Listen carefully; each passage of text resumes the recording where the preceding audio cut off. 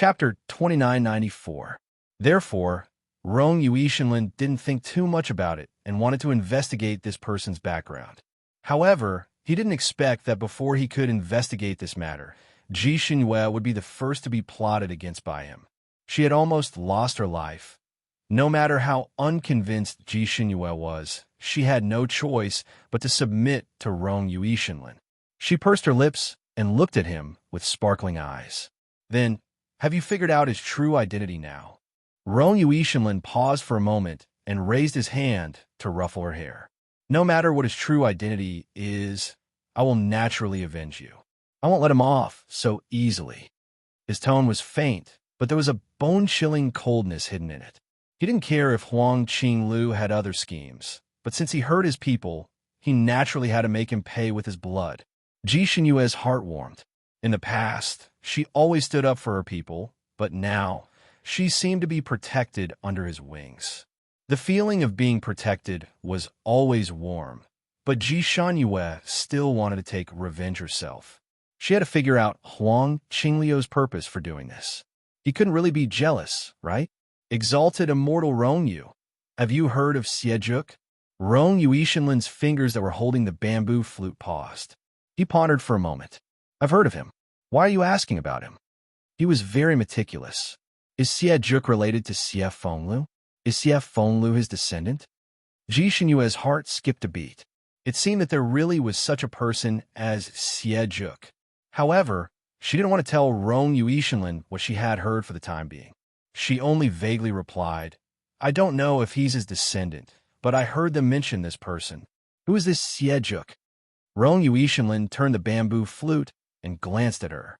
He explained to her, I know that 30,000 years ago, there was a devil ancestor called Xiejuk in the devil race. He led the devil race to cause a bloody storm in the Sanine continent. Later, he was annihilated by the four races and the various cultivation sections. I heard that his ending was that his soul was scattered. Before he died, he cursed that he would return sooner or later and that he would pay with his blood. Rong Yuishinlin spoke calmly, but Ji Xinyue shuddered. If what Huang Qinglu said was true, then Xie Fengliu's predecessor was a great devil. It can't be. Although that brat was occasionally unreliable, he was still relatively benevolent and had a bottom line. How could he be a great devil? Maybe they have the same name? That's not right. That Huang Qinglu kept saying that she wanted him to awaken or something. She was still a little indignant and could not help but ask, what does Xiejuk look like? Tell me more about him. Rong Yuishinlin glanced at her again. I don't know much about him. It said that he suddenly appeared back then.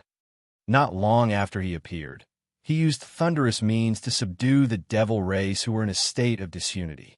Then, he led the devil race troops everywhere to seize territory. Wherever he went, he burned, killed, and plundered. It is said that he wears a ferocious ghost mask all year round. No one knows his true face. Not even his guard have seen it. Ji Xinyue couldn't help but ask, wasn't he surrounded and killed? Someone must have seen him die, right? Rong Yuishinlin shook her head. It was not easy to encircle and annihilate him. The immortals had also paid a considerable price. Moreover, he was refined alive by the immortals with the true Samadhi fire. When he died, he was directly refined into ashes. Ji Xinyue was speechless. She paused. Then, was there anyone with the surname Huang by his side at that time? Chapter 2995. After the incident, she pondered over Huang Qingliu's attitude towards Xie Fenglu. She had a feeling that Huang Qinglu was once Xie Fengliu's subordinate. Rong Yuishinlin glanced at her again and shook his head. There is no one with the surname Huang among the famous generals by his side. The name Huang Qinglu is a complete alias. The name is fake, and so is the surname. Ji Xinyue was stunned for a moment. She frowned and did not speak. Rong Yuishinlin looked at her with a rare, serious expression. Xinyue, you still don't believe me? Ji Xinyue was stunned. Why do you say that? Rong Yuishinlin said, you're hiding something from me. Xie Fenglu might be Xiejuk, right? Ji Xinyue was speechless. Where did you deduce that from? Rong Yuishinlin looked at her. I think you should tell me everything you know. This is no small matter. It's best if we discuss everything we know with each other. Only then can we confirm some things. Don't worry. Without your consent, I won't harm your junior brother. Ji Xinyue's misgivings were exposed. She took a deep breath and nodded. Okay. She finally told him the whole process of her operation. Of course, she did not mention the mirage. After all, it had nothing to do with the main plot. Rong Yuishinlin frowned slightly. After pondering for a while, he finally said slowly, Shenyue, Xie Fenglu is most likely Xie Zhuk's reincarnation. Or rather, he is not a reincarnation at all, but an avatar. Ji Xinyue's heart sank. How can you be so sure?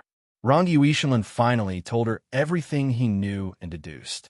30,000 years ago, although Xie Zhuk did not have a trusted aide with the surname Huang, he had a Sharkman's military advisor named Huang Luqing. This military advisor was omnipotent and knew how to do anything. He had given Xie Zhuk many ideas and cleaned up a lot of messes. He had even been Xie Zhuk's substitute and used some strange martial arts, making it even harder for people to guess Xie Zhuk's origins. This Huang Luqing had hidden himself even deeper. Not many people from the devil race had really seen him. Because this person was extremely low-key, almost no one from the celestial race had heard of his name. Therefore, when they surrounded the devil race, they let this person escape. Later, they captured some of the high-ranking generals of the demon race.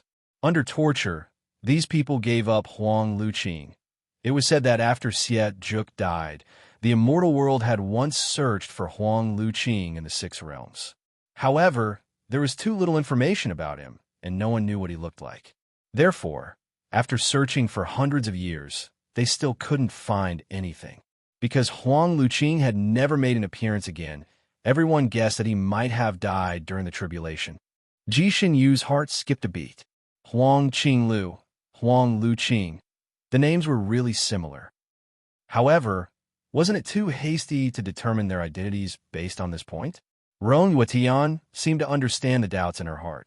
Legend has it that Huang Luqing is a snow shark, and the hometown of the snow shark is this extreme North Sea region.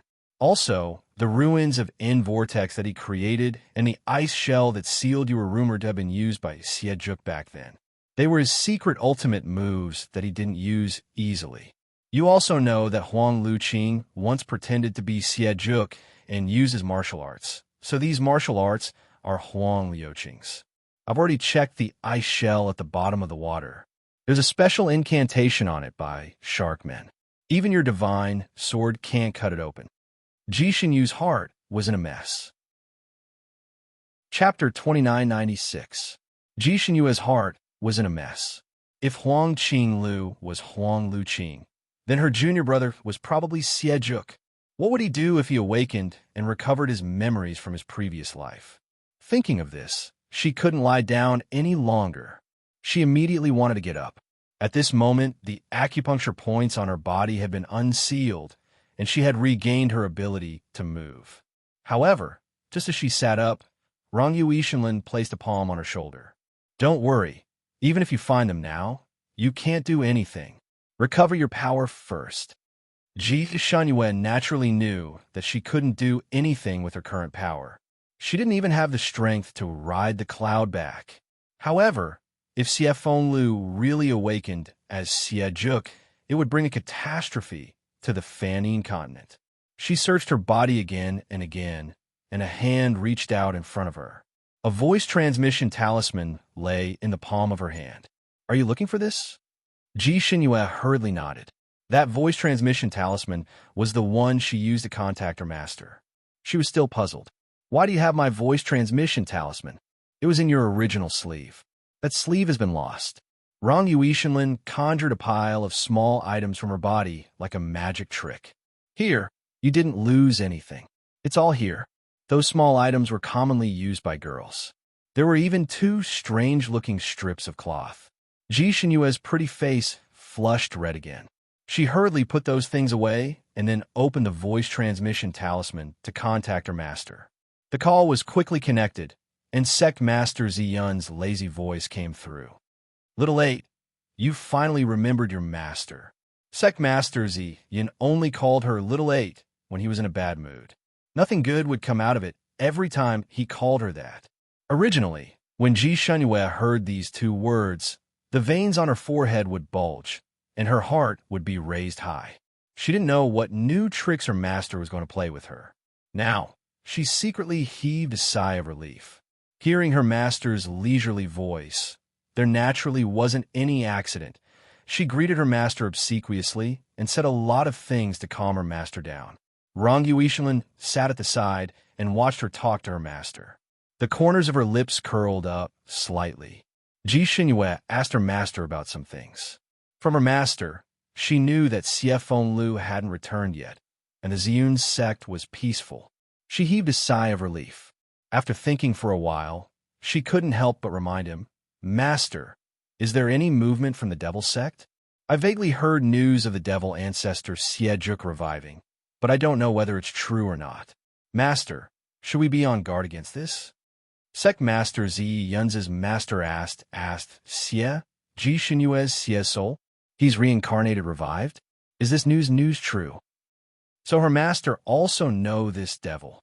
There's master's master, master, master, master, master. There's his heart's masters. Master Ziyun. Sect Master Ziyun laughed. That devil is an ancient devil, much older than Master. Even if he revives, he will still be old and dim-sighted. He won't be able to create any waves. Don't worry. Obviously, he didn't take Ji Shunyue's advice to heart. Ji Shunyue steeled her heart and said, "Master, if he revives, he might be a newcomer.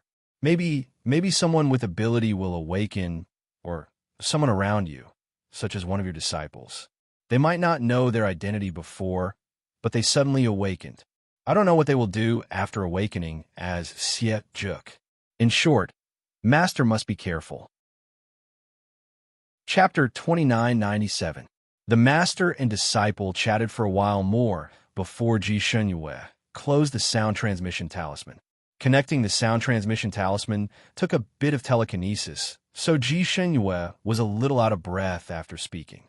Rong Yuishan calmly pressed his hand on her back and helped her smooth out her meridians. "Why didn't you tell your master directly?" Ji Shunyue bit her lip. After all, it's not completely confirmed yet. She wanted to remind her master to be on guard against Xie Fenglu, but she thought that if Huang Qinglu had mistaken him for someone else, and Xie Fenglu was not Xie Juk, wouldn't that be a big mistake?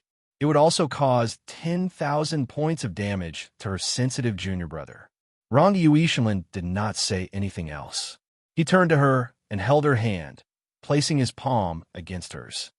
"Come, I'll help you check your qi and blood first. This way, you can recover faster." Ji Shunyue looked at his lowered eyebrows and understood that he understood her scruples. She also knew that he understood her eagerness to go back.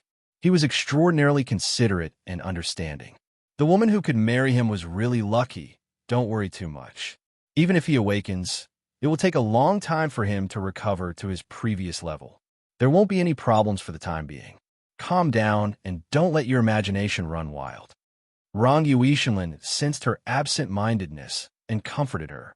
Ji Shunyue blushed and nodded. Rong Yuishan's gaze fell on her face. He half-jokingly asked, "Why are you blushing? Could it be that you were distracted because of me?" Ji Shunyue blushed even harder, but she glared at him fiercely. "Don't be narcissistic. I wasn't thinking of you." This sentence, coupled with her burning face, was simply a synonym for 300 taels of silver hidden here. Rong Yuishan looked at her red face and smiled slightly. "Let me guess what you were thinking of me? Is it that the woman who wants to marry me is very lucky?" Ji Shunyue's hand trembled and her eyes widened. "You? How did you know?" She almost blurted out the words, but fortunately, she stopped in time. Rong Yuishan suddenly leaned close to her and planted a kiss on her eyelashes, then calmly left. "You what? Do you think I'm quite smart?" Ji Shunyue paused for a moment, then finally gave him a sincere evaluation. "You're quite thick-skinned." The two of them chatted and laughed for a while, and the relaxed atmosphere finally relaxed Ji Shunyue's tense nerves. Rong Yuetian also secretly heaved a sigh of relief. If she was tense and impatient, it would take twice the effort to heal her, and it would not be beneficial for her later recovery. The two stayed in the ice cave for a total of 5 days. With Rongyue Tanlan, the godly doctor, by her side, Ji Shenyue's injuries healed very quickly.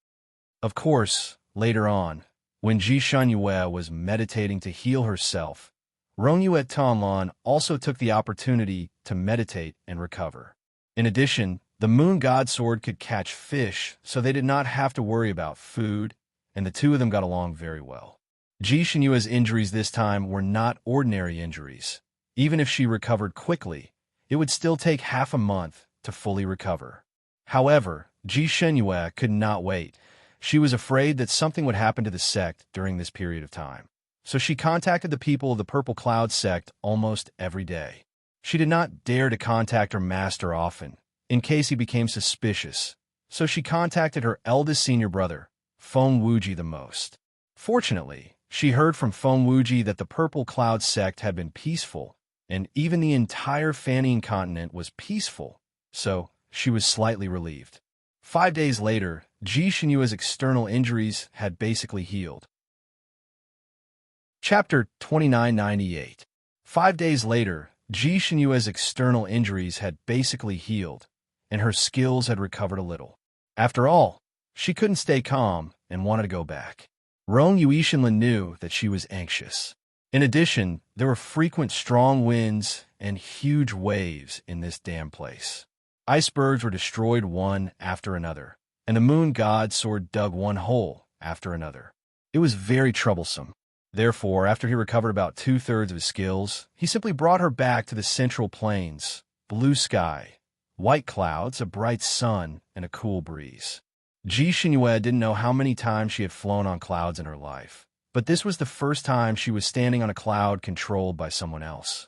The cloud wasn't big, only about the size of a small boat. Standing at the top of the cloud was Rong Yuishinlin. Ji Shenyue stood behind him, watching the surrounding clouds fly past them. There was a sense of contentment, but also a sense of unreality. Her skills had only recovered about 1/10, and she could barely ride a cloud. Rong Yuishinlin didn't want her to waste the little bit of telekinesis that she had painstakingly cultivated, so he carried her without any explanation. The cold wind whistled outside, and the wind cut like knives. However, the cloud was peaceful, and the wind was not cold. It blew until Ji Shenyue's heart seemed to soften, and she temporarily forgot about Xie Zhuk's troublesome matter. Rong Yuishinlin's back was facing her, and his figure was tall and straight. Ji Shenyue suddenly had an impulse to hug his waist. Fortunately, she suppressed this impulse in time and raised her hand and knocked between her eyebrows. "What's wrong with me these few days?" Rong Yuishinlin seemed to have noticed her actions and asked, "What's wrong? Are you not feeling well?" How was she not feeling well? She was extremely comfortable. Ji Shenyue shook her head decisively. "No, I'm fine. By the way, Supreme Immortal Rongyu." The cloud under her suddenly shook. Ji Shenyue's body leaned and almost fell on him. She quickly steadied herself. "What's wrong?" Rong Yuishinlin finally turned around and looked at her with a faint smile. "What did you call me?" Ji Shenyu herself was also quite puzzled. Normally, when she was familiar with people, she would call them by their nickname or directly call them by their last 2 words. For example, Rongyu Tianheng, when she was in a good mood, she would also call him Tianheng. However, even though he was already so familiar with Rongyu Tianlan, she still didn't call him Tianlan. If she wasn't calling him Supreme Deity Rongyu, she would call him Her Highness Rongyu. Occasionally, when she was angry, she would call him by his full name. Rongyu Tianlan didn't mind at first. He felt that after getting along with her for a long time, she would get rid of this bad habit and call him by his name. Although he was no longer her fiancé, they had been through thick and thin together so many times. He was also pursuing her again, so their relationship should be very close, right? At the very least, it was closer than Rongyu Tianheng and the others, right? But she refused to change. It seemed that calling him by those distant names had become a habit. At this moment, Rongyu Tianlan was looking at her. Her eyelashes were slightly curved as if she was teasing her. However, there seemed to be a dark river surging in the depths of her eyes, surging silently. Ji Xinyue's heart skipped a beat when he looked at her like this. She pretended to be confused. Supreme Deity Rongyu, you are the only supreme deity in the Fanine continent. Just as she said this, the cloud under her suddenly paused. Ji Xinyue was caught off guard. Her body was thrown forward by inertia and landed on his back. Her hands subconsciously hugged his waist tightly. Although Rongyu Etanlan had been healing her these past few days, it was only palm-to-palm contact. There was no physical contact. Chapter 2999.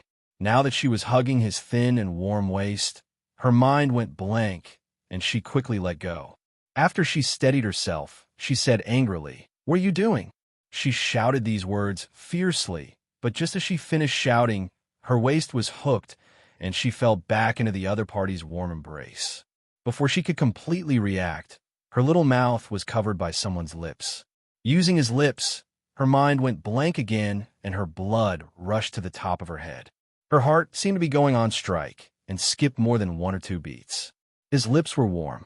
When he kissed her lips, he was gentle and strong. Her mind went blank, and she almost forgot to react. He took advantage of the situation and kissed her thoroughly. His lips and tongue swept through her mouth.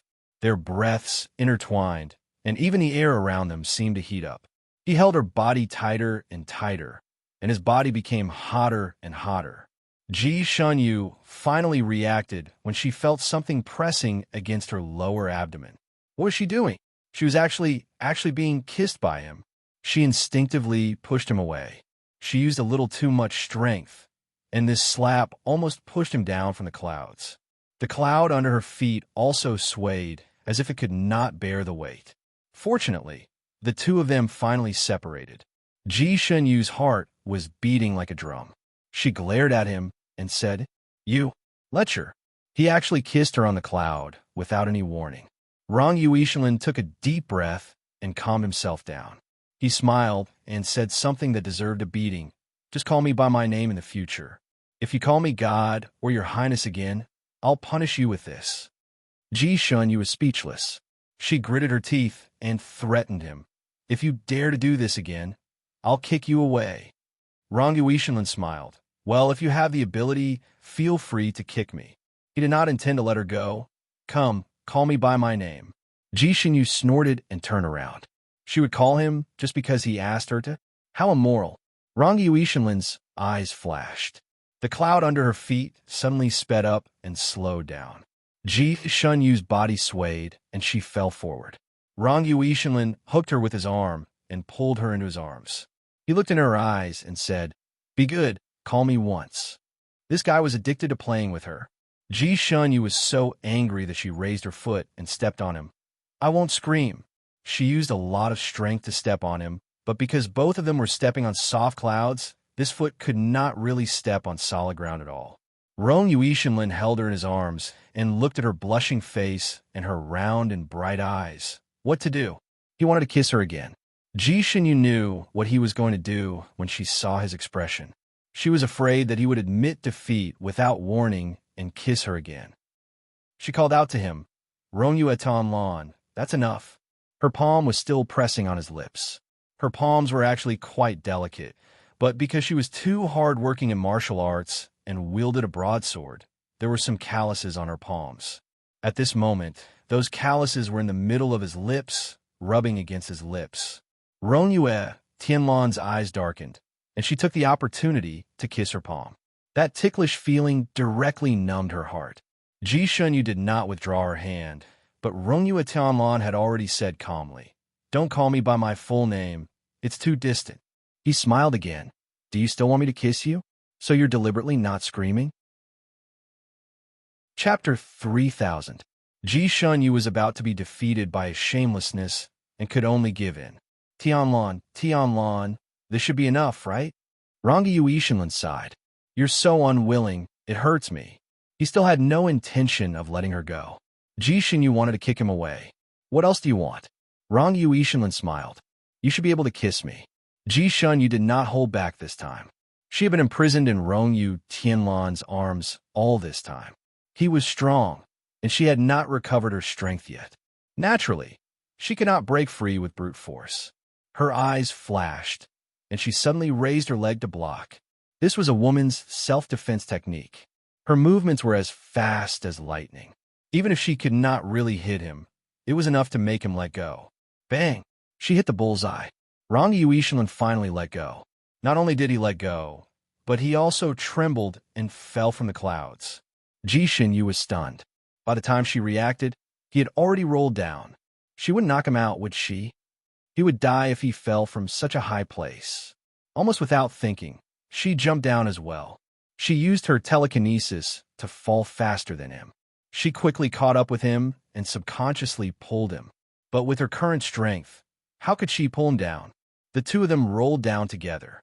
Fortunately, the two of them were not ordinary people. Ji Xinyu tried her best to adjust her body while rolling. Together with her telekinesis, she finally reduced the impact of the fall. Seeing the dark ground coming towards them, Ji Xinyu hugged him and turned around in the air so that her back was facing down. Then, she closed her eyes and prepared to fall hard. Naturally, she was also prepared to be his meat cushion. Rong Yuishan, who was in her arms, suddenly moved, and the two of them switched positions in an instant. The two of them fell into a pit, and mud flew up. In a mountain forest beside a stream, Rong Yuishan sat there, his face pale, and his forehead was covered in layers of cold sweat. His blue robe was stained with mud, and at this moment, it was almost like a robe. Ji Xinyu stood helplessly beside him. After all, he was the one who acted as a meat cushion in the end, so Ji Xinyu didn't fall much and could still stand there perfectly fine. She looked at the cold sweat rolling down his forehead. She did not expect that her head would have such serious consequences. She felt very guilty. Are you okay? She actually didn't think that she would be able to hit him. After all, this person's kung fu was extremely high, and his reaction was extraordinarily fast. Who would have thought that he would be hit? Even more so, he didn't think that it would cause such serious consequences. Rong Yuetian closed her eyes slightly and replied with 2 words, "I'm fine." She adjusted her breathing and meditated. Ji Xinyu couldn't help but speak up. "Rong Yuetian, you and I are no longer engaged. You shouldn't keep touching me." Rong Yuetian didn't open her eyes, but she still answered her with a few words, "I won't do it again." Ji Xinyu, she paused for a moment and then said dryly, "That's good. You rest and recover first. I'll guard you." Rong Yuetian didn't say anything this time and directly entered a state of adjustment. Although there were many wild beasts in this mountain forest, there weren't any large beasts. At most, there was a wild dog. Without waiting for Ji Xinyu to make a move, the moon god sword only flashed its blade for a moment, and the wild dog disappeared without a trace. Chapter 3001. Therefore, Ji Xinyu had an easy time as a guard. Rong Yuetian meditated for a long time this time, an entire day. When he opened his eyes again, it was already noon of the second day. When he opened his eyes, he smelled the aroma of meat. He turned to look. Ji Xinyu had already roasted a wild goat not far away and was waiting for him. When she saw him open his eyes, she waved at him. "Are you hungry? I roasted a goat. Try it and see how it tastes." Rong Yuetian walked over slowly, and Ji Xinyu handed him a goat leg. The skin of the goat leg was roasted to a golden brown, and it was still fragrant with oil. It must have taken her some effort. Rong Yuetian did not take the goat leg. He shook his head. "I'm not hungry. You can eat it yourself."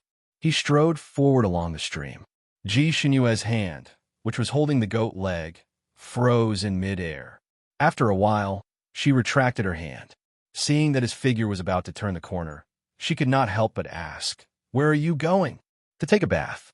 Rong Yuetian answered with 3 words, and his figure disappeared. Ji Xinyu sat down. She knew that there was a pool at the end of the stream, and it was a good place to take a bath. When he landed, he was covered in dirt, so he should take a bath. However, he had the cleansing spell, so why didn't he use it? Perhaps he was afraid of wasting his telekinesis? Ji Xinyu gnawed on the goat leg by herself. She originally thought that the goat leg she roasted this time was the pinnacle of her culinary skills, and it was extremely delicious, but now she felt a little sick of it. The more she ate, the harder it was to swallow. He's angry, isn't he? Yu Shun sore began to whisper in her mind. Ji Shun Yu stood up and stopped eating, ignoring the 8 trigram sword. I heard that place is a man's lifeblood, and it can kill him. Yu Shun's sword continued to gossip about men. Only ordinary men would be like that, right? He was a supreme immortal. Shouldn't he have an indestructible body and not be afraid of being cut and chopped anywhere? Moreover, she only used her knee to hit him. Although she thought so, Ji Xinyue still felt a little nervous. She couldn't have really hurt him, right? According to what she heard from her friends in the martial world, if a man was hit in that place, he might not be able to do it. Ji Shun Yu's heart was also filled with anger, but at the same time, she couldn't get rid of the guilt she felt. She almost wanted to jump up and run to the side of the pond to take a look. Fortunately, she braked in time and stopped after taking 2 steps. Why would she go there now? To watch him bathe? Rongyue at Tianlan's bath was a little long, and she still hadn't returned after half a day. Ji Shun Yu was a little uneasy. Would he drown in the pool because of his injuries? She steeled her heart and was about to run over to take a look when Rongyue at Tianlan finally came out from that side. Ji Shun Yu heaved a sigh of relief and sat down again.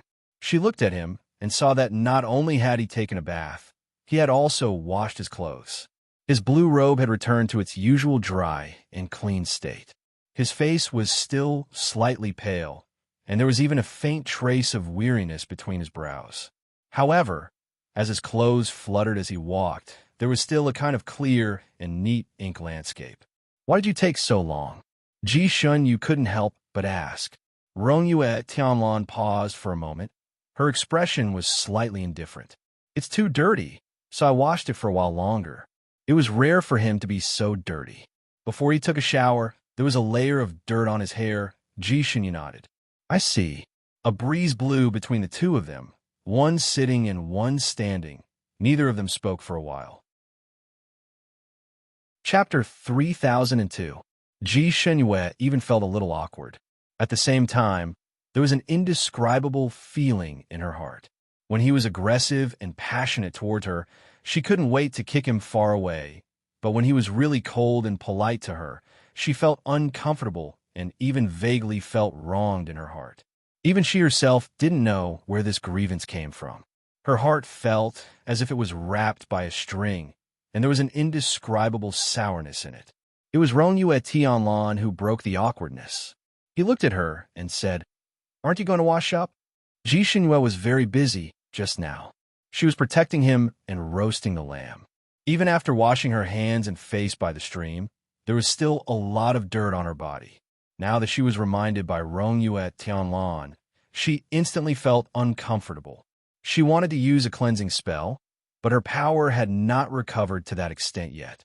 However, she felt pressured to bathe in the wilderness. Although this place was in the wilderness, it was not a particularly uninhabited place.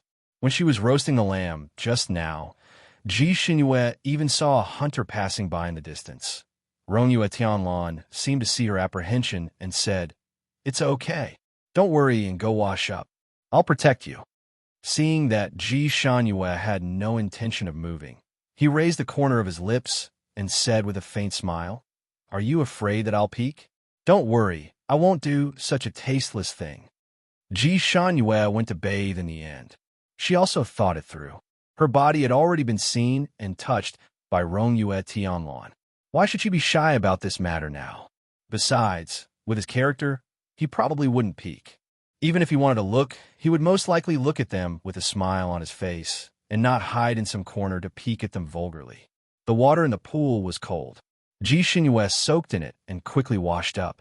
After all, she was in the wilderness. She didn't dare to strip completely. She still had her underwear on. She was afraid that Rongyue Tianlan would appear from somewhere and watch her bathe with his arms crossed with a smile. So she soaked everything below her neck in the water.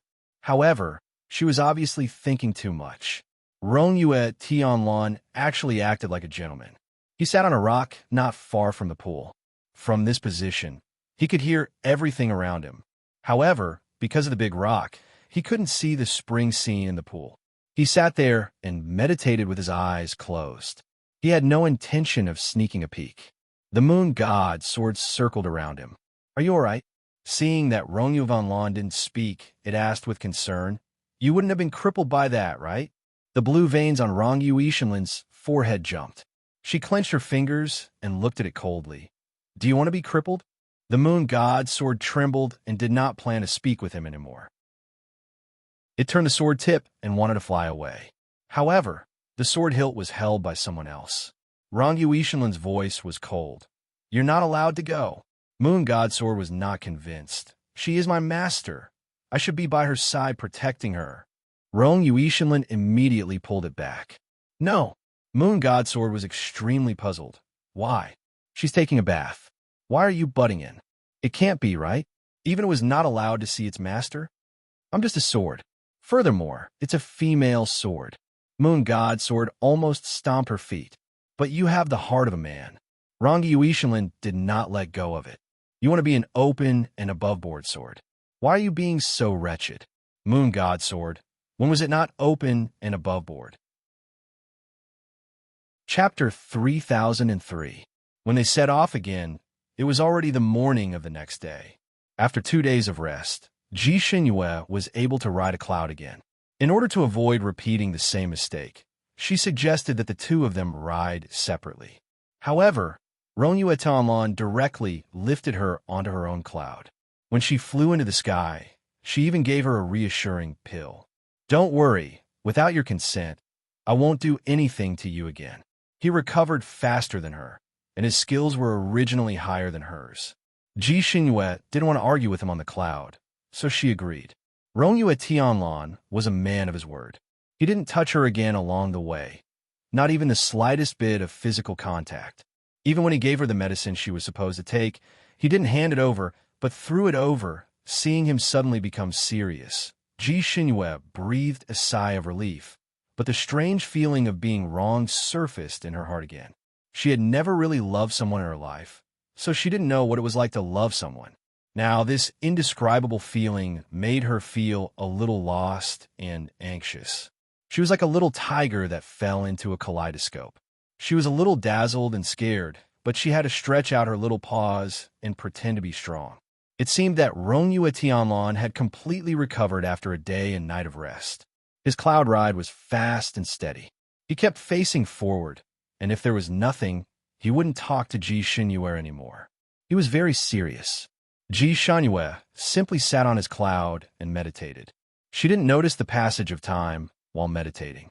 When she opened her eyes, she found that there was a sea in front of her, and there were waves surging on the surface of the sea. Ji Xinyue was surprised and stood up. "Where is this?" Didn't she ask him to send her back to the Ziyun sect? She remembered that the way back to the Ziyun sect wouldn't pass by any sea. Why were they at the seaside now? She looked at the sky. The sunset was full, and the sun was hanging on the horizon like a half-melted egg yolk. She still had a sense of time. She knew that she should have meditated for about a day. According to Rongyu Tianlan's speed, they should be reaching the Ziyun sect by now. "Where I'm staying temporarily," Rongyu Tianlan replied. Ji Xinyue's eyes widened. "What are we doing here? Didn't we agree to go to the Ziyun sect?" Right now, she was most concerned about her sect. She was afraid that a disaster would befall her sect. Rongyu Tian looked at her and said, "Let me ask you, if your Ziyun sect is really in trouble, can you stop it with your current kung fu?" Ji Xinyue was speechless. She had only recovered a fifth of her power, so she could at most beat Xie Fenglu. But if he really turned into a devil, it would be hard to say. What's more, there was also Huang Qinglu, whose strength she didn't know. She took a deep breath. "I might not be able to defeat him, but I can warn Master and Senior Martial brothers. If you just want to remind me, you can use the sound transmission talisman." Rongyu Ishinlin cut her off, and a sound transmitting talisman appeared in her palm. "Do you want to tell your master the truth now?" Ji Xinyue. Her pretty face turned slightly pale. Master hated the people of the Devil sect to the core. Once he knew that Little Nine might be the reincarnation of the Devil sect's devil ancestor, he would probably clean up the sect immediately.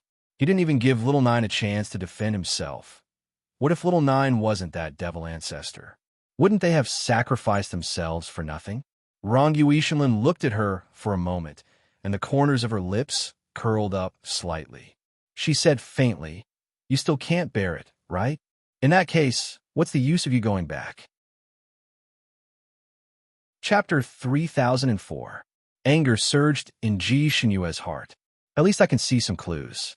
I'll make a decision after seeing them clearly. She always felt that it would be better if she stayed in Ziyun's sect. Wasn't this the reason why she was in a hurry to come back before her injuries had healed? Rong Yuishinlin said, "If Xiefeng Lu really does harm to your sect after awakening, you won't be able to stop him with your current ability. What you should do now is to quickly recover all your telekinesis. Only with true strength can you play a more important role, right?" Ji Shangyue took a deep breath. "I also want to quickly recover my telekinesis, but this can't be done overnight. If you want to recover quickly, go to my residence. My place has the most abundant spiritual energy and a complete set of medicine. It's very beneficial for your quick recovery." At this point, Ji Shangyue couldn't refute. After a pause, she asked, "How long will it take to recover in your residence?" Rong Yuishinlin had already begun to draw a spell in the air with both hands. She replied, "It depends on your comprehension and ability." Ji Shangyue was speechless. It was just recovering one's power. What did it have to do with comprehension and ability? Was this girl tricking her? Just as she finished thinking, a huge whirlpool suddenly appeared in front of her. Ji Shangyue was already somewhat sensitive to whirlpools. She subconsciously wanted to retreat, but Rong Yuishinlin grabbed her and jumped directly into the whirlpool with her. "Don't be afraid. This whirlpool won't harm you." These are the words Rong Yuishinlin said when she hugged her in the whirlpool. A silver-white beach, tall tropical coconut trees. A bluestone staircase wound upwards, leading straight into the depths of the forest. Under the shade of the green trees, there were pavilions and towers embellished with white cranes flying in the air. It was a peaceful and auspicious scene. A cool breeze blew gently, warming one's body. Ji Shangyue looked at everything in front of her in a daze. This place was too otherworldly. She didn't expect him to have such a nest. After getting out of the whirlpool, the two of them landed on the ground. Rong Yuishinlin let go of her and looked at her with a smile. "How do you feel about this place?" Ji Shangyue nodded. "It's your style." This place was fresh and elegant. The scenery changed with every step and every blade of grass, every tree, every mountain, and every rock was ingenious. Even before entering the interior, it gave one an extremely comfortable feeling. She looked at the pavilions in the distance. Some were small, some were elegant, and some were majestic. Every single one of them had its own style, but when these styles were put together, they gave off an extremely harmonious feeling. Someone who was not ambitious would never be able to create such a scene. She thought of the place where she lived in seclusion and built a few thatched huts. They were both living in seclusion, but why was there such a huge difference? It was said that girls liked to tidy up the little nest they lived in beautifully. It was so warm that men couldn't bear to leave. However, she seemed to be the opposite of him. She had always been carefree in this aspect. Her requirements for the nest were that it could be lived in and that it would not be disturbed. On the other hand, he strived for perfection. He had only returned to this continent for a few months, but the place he had built in a hurry was already so stylish. In fact, this place was discovered and set up by Rong Yuetian more than 3,000 years ago. After he left this continent, he also opened up a similar place in the Tianxi continent. Of course, after many years of operation and occasional pointers from Shanjuli, that place was much more exquisite and perfect than this one. After he returned here, he renovated it again. Chapter 3005. Of course, nothing was exactly the same in this world, and Rong Yuetianlan didn't want to completely replicate the previous one, so he arranged it according to local conditions.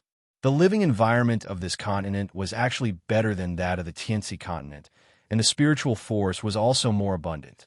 Otherwise, there wouldn't be so many cultivators here. And this place was the spirit eye of the Fanian continent, so the spiritual force was extraordinarily abundant. Even the wind that blew past his face had spiritual energy surging in it. Ji Xinyue also quickly realized this. It seemed that Rongyue Tianlan didn't lie to her. This place was very beneficial for recovering from injuries. She sensed the characteristics of the spiritual force, and the fragrance of the plants was mostly with spiritual force. She cultivated fire spiritual force, and with spiritual force nurtured fire, so her cultivation would be stronger. Then she would recover even faster. She could achieve twice the result with half the effort. She breathed a sigh of relief. Originally, with her injuries, she would need to meditate for a month to fully recover. But if she cultivated here, the time would be halved. "Do you like it here?" A voice sounded. Ji Xinyue looked up and saw Rongyue Tianlan leaning against a coconut tree, looking at her with a smile. Ji Xinyue nodded. "It's very beautiful." She answered like a tourist who came here to play. After praising his island, Ji Xinyue went straight to the point. "There should be a spirit eye here, right? I wonder where it is. Can I use it?" If she cultivated in the spirit core, her healing speed would be even faster. She couldn't wait to fully recover and return to the Ziyun sect. Rongyue Tianlan's eyes dimmed slightly. "Follow me." He turned around and strode forward.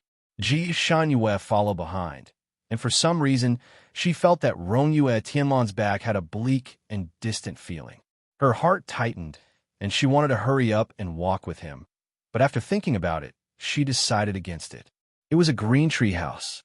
The furnishings in the tree house were extremely simple, and there were only 2 futons. However, the spiritual force in the tree house was so dense that it almost dyed the air green. Taking a breath, the fresh smell almost seeped into the limbs and bones. This was the spring of the spiritual force of the entire island. After Ji Xinyue came in with Rongyue Tianlan, she didn't want to leave.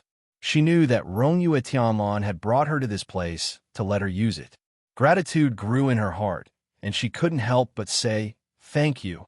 Halfway through her words, she suddenly remembered the punishment when Rongyue Tianlan said thank you to her. She quickly stopped talking. Rongyue Tianlan did not give her any punishment this time. He just nodded and told her some things to take note of when meditating here. After a few more words of advice, he left. Ji Xinyue opened her mouth slightly. She looked at the 2 praying mats, then looked at his departing figure. She wanted to invite him to meditate with her, but she couldn't bring herself to say it.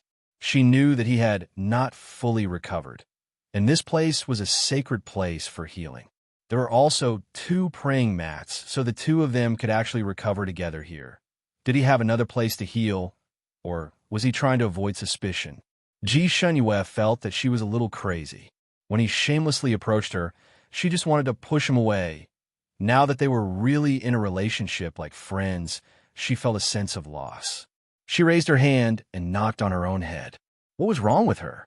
Could it be that after being injured once, her emotions had also become abnormal?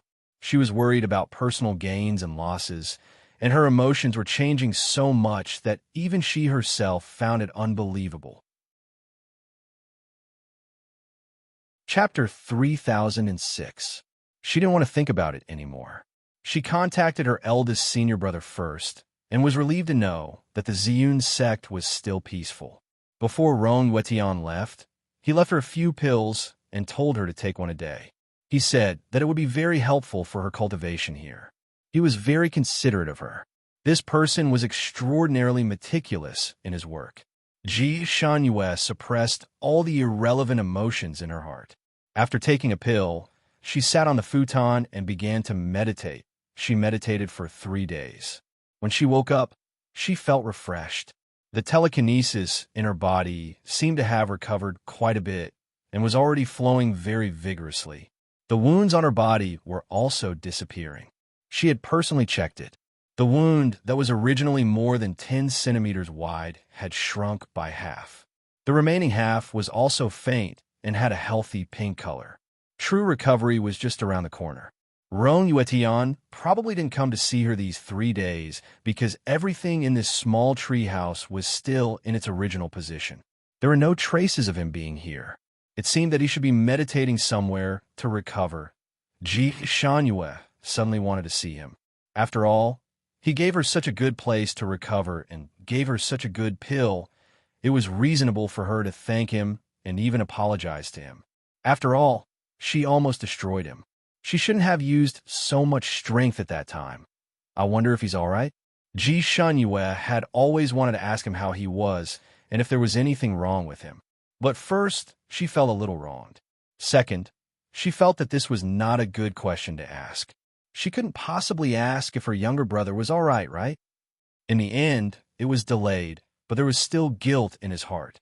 Perhaps he was indeed unable to control himself when he kept touching her. Her reaction was a little overboard.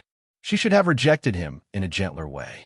Even if she wanted to push him, she should have used less strength. The more Ji Shangyue thought about it, the more she couldn't sit still. She jumped up and ran out of the door. This island wasn't big. It was easy to wander around, not to mention Ji Shangyue, who ran like a whirlwind. In less than an hour, she had already walked through all the pavilions and buildings. No, he was nowhere to be seen. However, there were some places that had been prepared with fruits and other ingredients. The fruits were placed on the table while the ingredients were in the kitchen. Ji Shangyue even found a letter in his small living room. There were only a few short sentences on the letter. I have something to do outside. You can continue cultivating and leave after you've fully recovered. Ji Shangyue. She looked at the signature. It was left yesterday. It seemed that he had left yesterday. She was the only one left on this island. Where would he go? Could it be that something had happened outside? Is he in a hurry to go out and deal with it? Could it be that the Ziyun sect? Almost without thinking, Ji Shangyue raised her hand and searched for a sound-transmitting talisman on her body. After searching for a long time, she still couldn't find a sound-transmitting talisman. Instead, she took out a letter. For the sake of your cultivation, I'm confiscating all sound-transmitting talismans. Once you've completely recovered and left this place, you can search for it in an acacia tree 50 miles from here. Ji Shangyue. This was tantamount to completely cutting off her connection to the outside world. But she was concerned about her own sect. What if something happened? Ji Shangyue clenched her fists. This person was too arbitrary.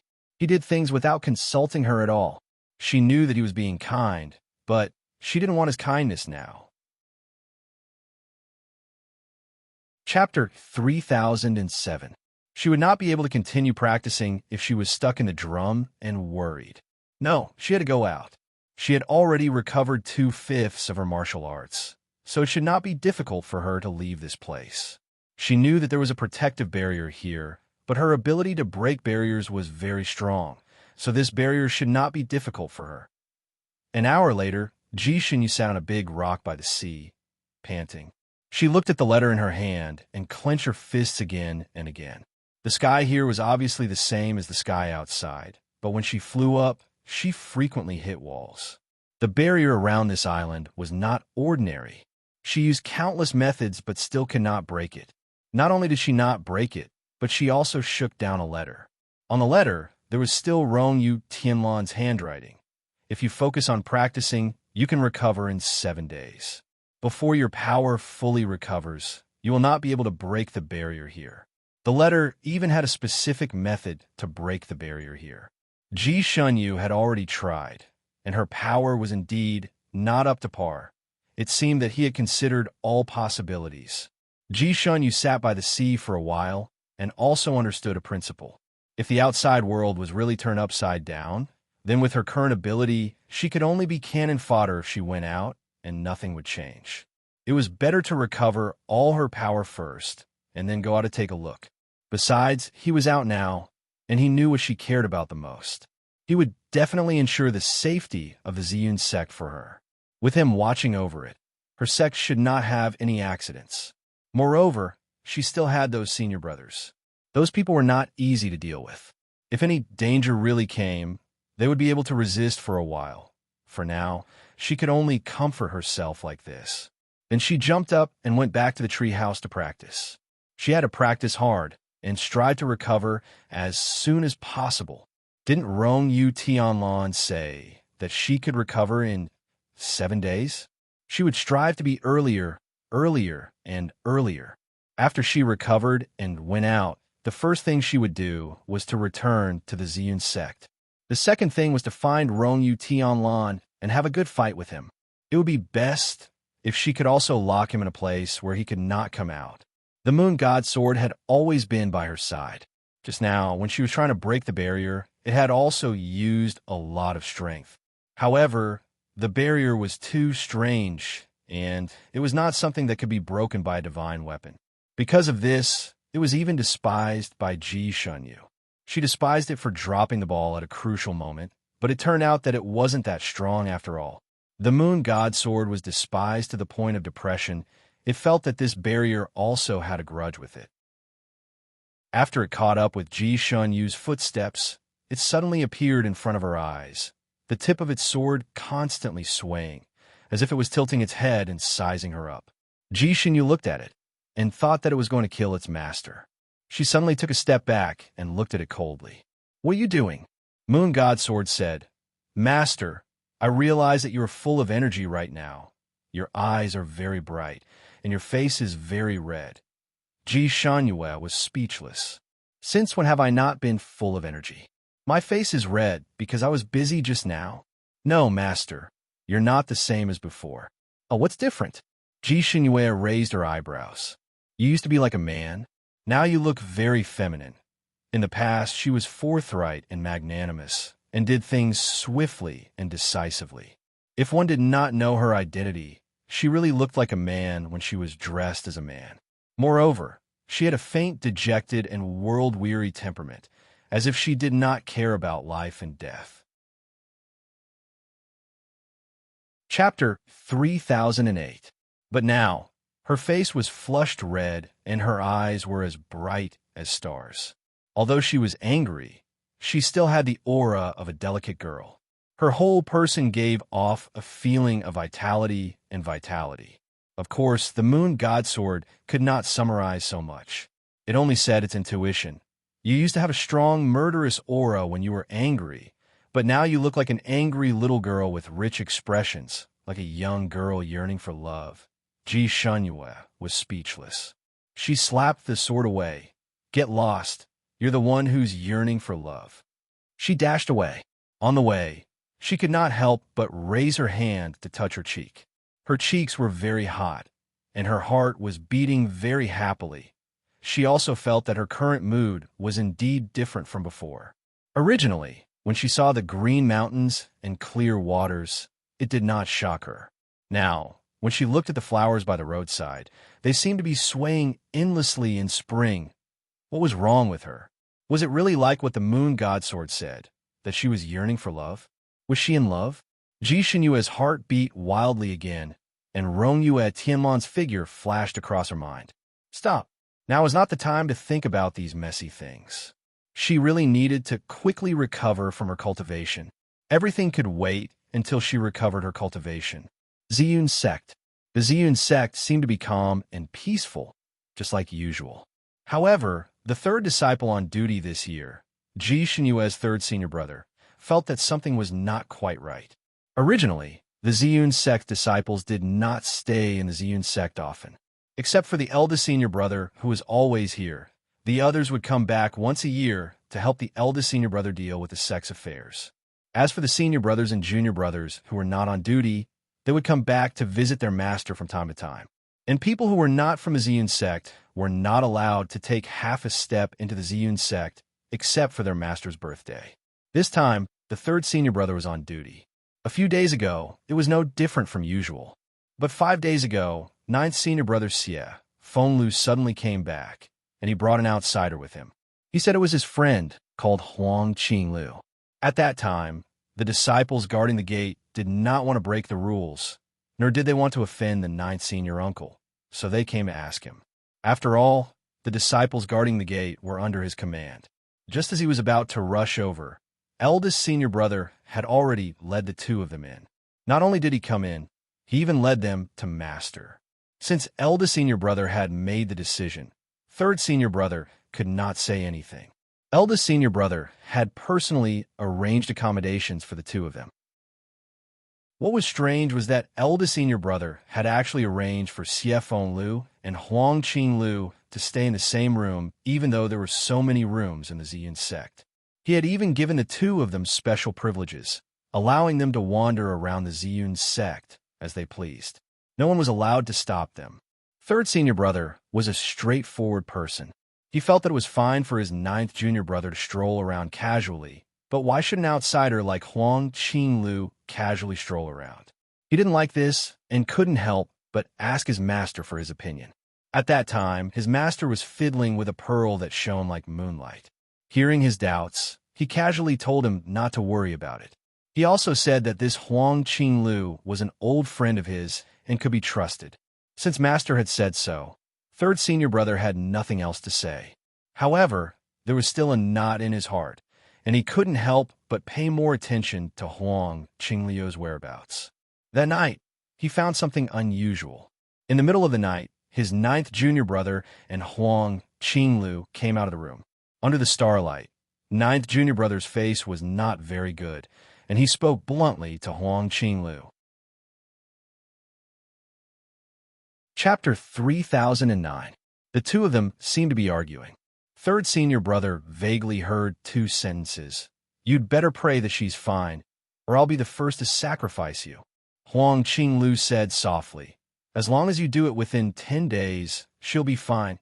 At that time, third senior brother had accidentally stepped on a dead branch and alarmed the two people who were arguing. The two of them immediately looked at him. He did not know if it was an illusion, but third senior brother felt like he was instantly surrounded by a murderous aura. However, the murderous aura disappeared in a blink of an eye. Xiefeng Lu walked directly to him. Third senior brother was a little dizzy after that. He could not even remember clearly. When he regained consciousness, he found himself lying in his room.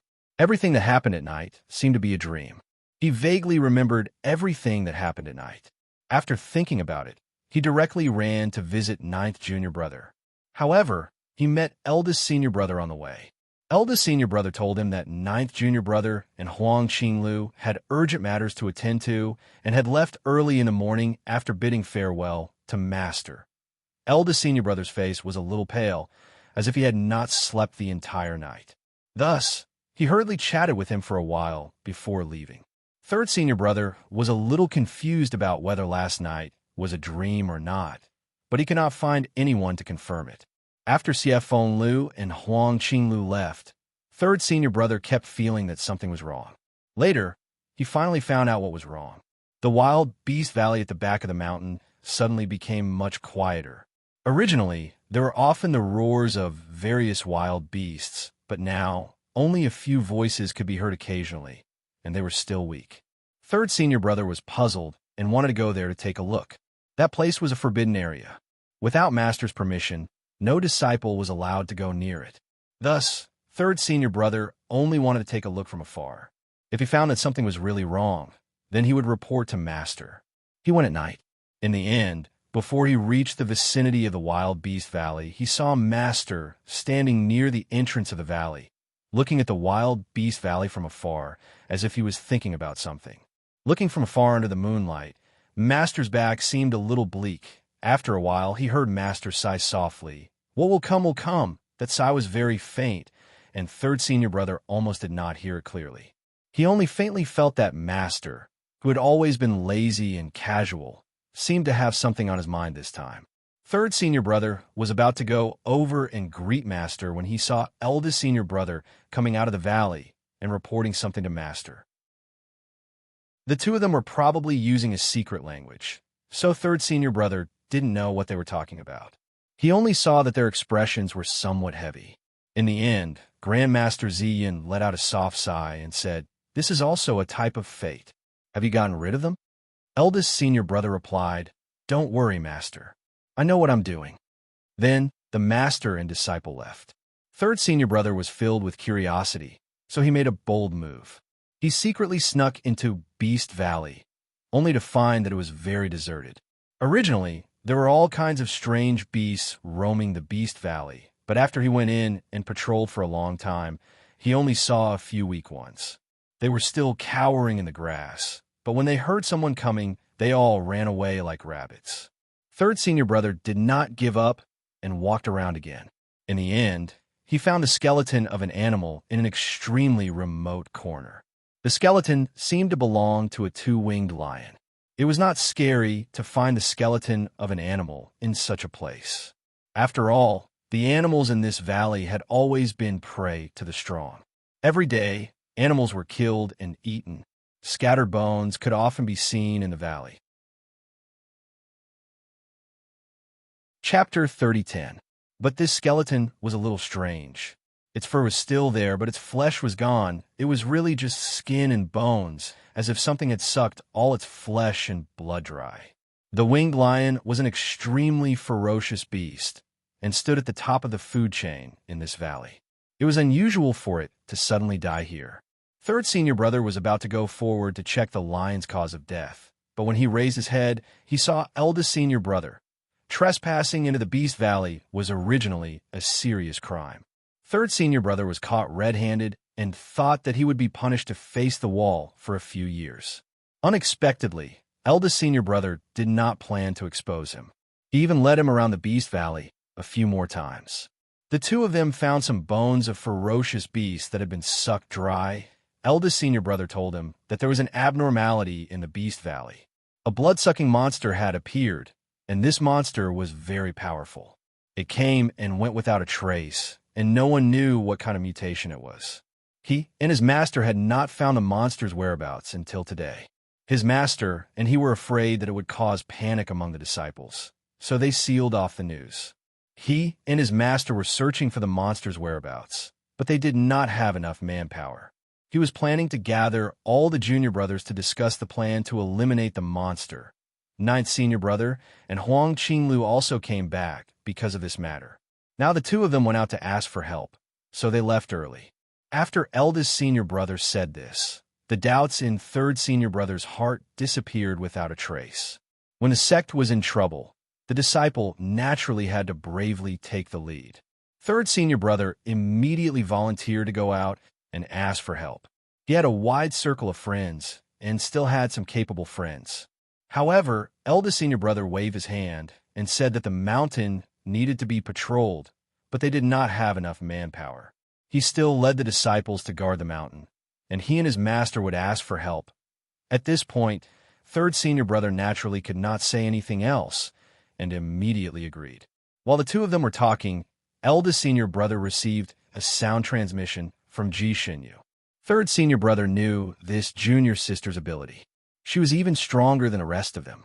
Ji Xinyu asked about the situation in the mountain. Third senior brother thought that eldest senior brother would tell the truth to little junior sister and ask her to come back quickly. However, he did not expect eldest senior brother to only report the good news to little junior sister, saying that everything was normal. After the voice transmission talisman ended, he could not help but ask eldest senior brother for the reason.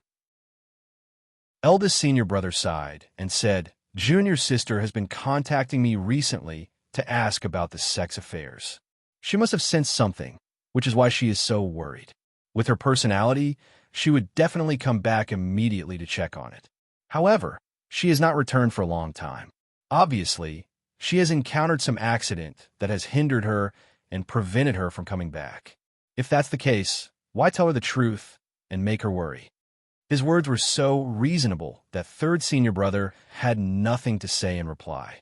After the two of them finished patrolling the mountain, eldest senior brother handed over the task of patrolling to him. Third senior brother had been patrolling for 2 days with a worried heart, but nothing had happened in the past 2 days. However, third senior brother could not sleep that night. He wanted to walk around the sect again, and in the process, he accidentally heard 2 disciples gossiping.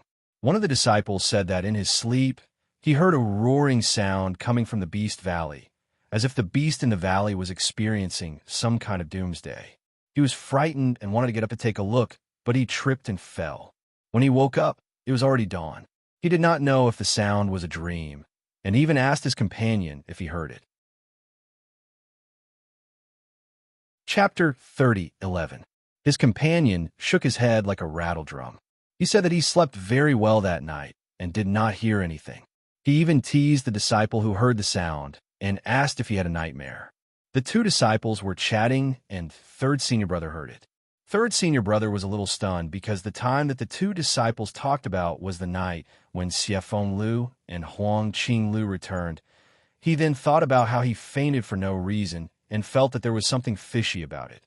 But when he told eldest senior brother about it, eldest senior brother said that the blood-sucking monster probably had some special ability that affected people's thinking and caused them to have nightmares. The story of the nightmare was enough to cover up this strange incident.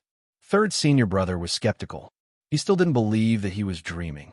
He secretly visited a few more disciples, but they all slept very soundly that night. No one heard anything else. Third senior brother finally believed that he was dreaming. He knew that his junior sister had a lot of experience in the martial world, so he could not help but contact her. He wanted to tell her about what had happened in the past few days and ask her for advice. But he did not expect that his junior sister's voice transmission talisman would not go through. After 8 days, Crystal Sky Ocean welcomed another uninvited guest. Crystal Sky Ocean liked to have hurricanes all year round. There would be one every day. It changed the scenery of Crystal Sky Ocean completely. The icebergs changed their appearance every day. The old ones were smashed and new ones were born. There were changes every day. If one did not have a strong sense of direction, they would not be able to find this place just by looking at landmarks. This kind of hurricane could tear apart icebergs. Usually, no one would dare to stand in the middle of a hurricane. But now, in the middle of the hurricane, there were two people standing in the air.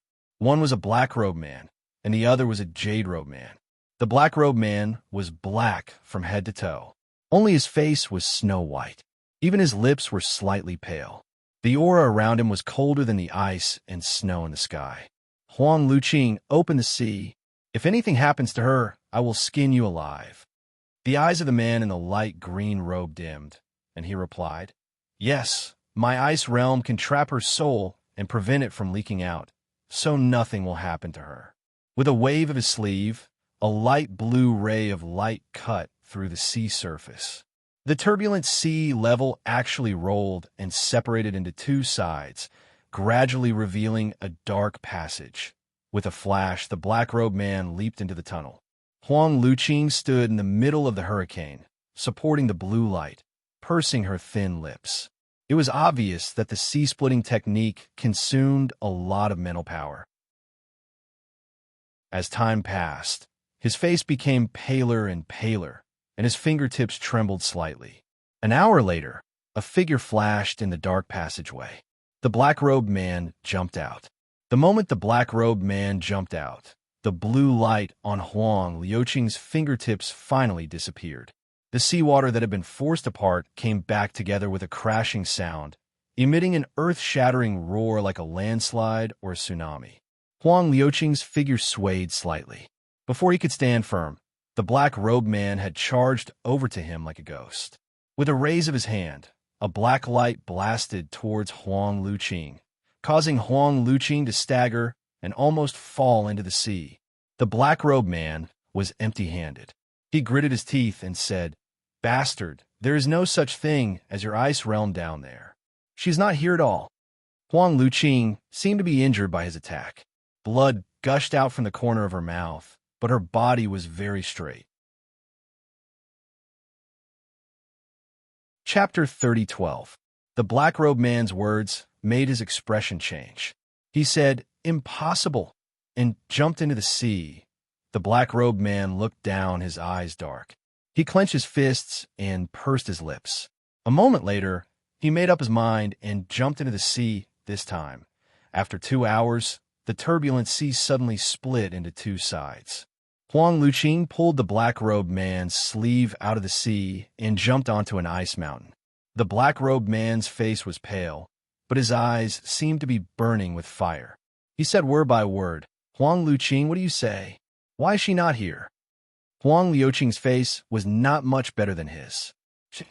She was probably rescued by someone. Rescued? You put her in such a purgatory of ice and hid her at the bottom of the sea. Who can save her? Is it your kind? Didn't you say that no one in the world can break your ice world? Huang Luqing took a deep breath.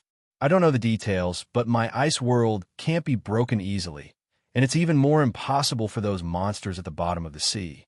She can only be rescued by someone. Demon Master, you could try to contact her. Maybe you can? Her words reminded the black-robed man. His eyes lit up, and he immediately took out a voice transmission talisman. A moment later, his face turned even paler. The voice transmission talisman could not be connected at all. She was not saved. She was not saved at all. The black-robed man was in a daze, and the voice transmission talisman in his hand fell into the sea. His eyes slowly moved to Huang Luqing, and his voice was cold. Huang Luqing, you killed her. I will bury you with her. A black light quickly condensed in his palm. Huang Luqing straightened her body and looked at him. Devil Master, your subordinate is only doing this to force you to awaken. Also, she may not necessarily be dead. If there is no external force acting on that ice shell, it is absolutely impossible to open it. So the possibility of her being rescued is very high. Even if Demon Master kills me, I will still say the same. As he spoke, he quickly checked the surroundings. However, so many days had passed, and the environment here changed every day. Even if there were any clues left behind, they would not be able to find them now. Huang Luqing, I remember that you have the illusion mirror technique. You can check what has happened in a place. You can use that method to check. I must find her, dead or alive. Huang Luqing's body stiffened slightly. Your Majesty, that illusion mirror technique is extremely taxing on psychokinesis. So what if I use my telekinesis? I won't take your life. Quickly use that method. The black-robed man's voice was cold. Huang Luqing looked at him deeply, closed her eyes slightly, and pondered for a moment before finally agreeing. All right.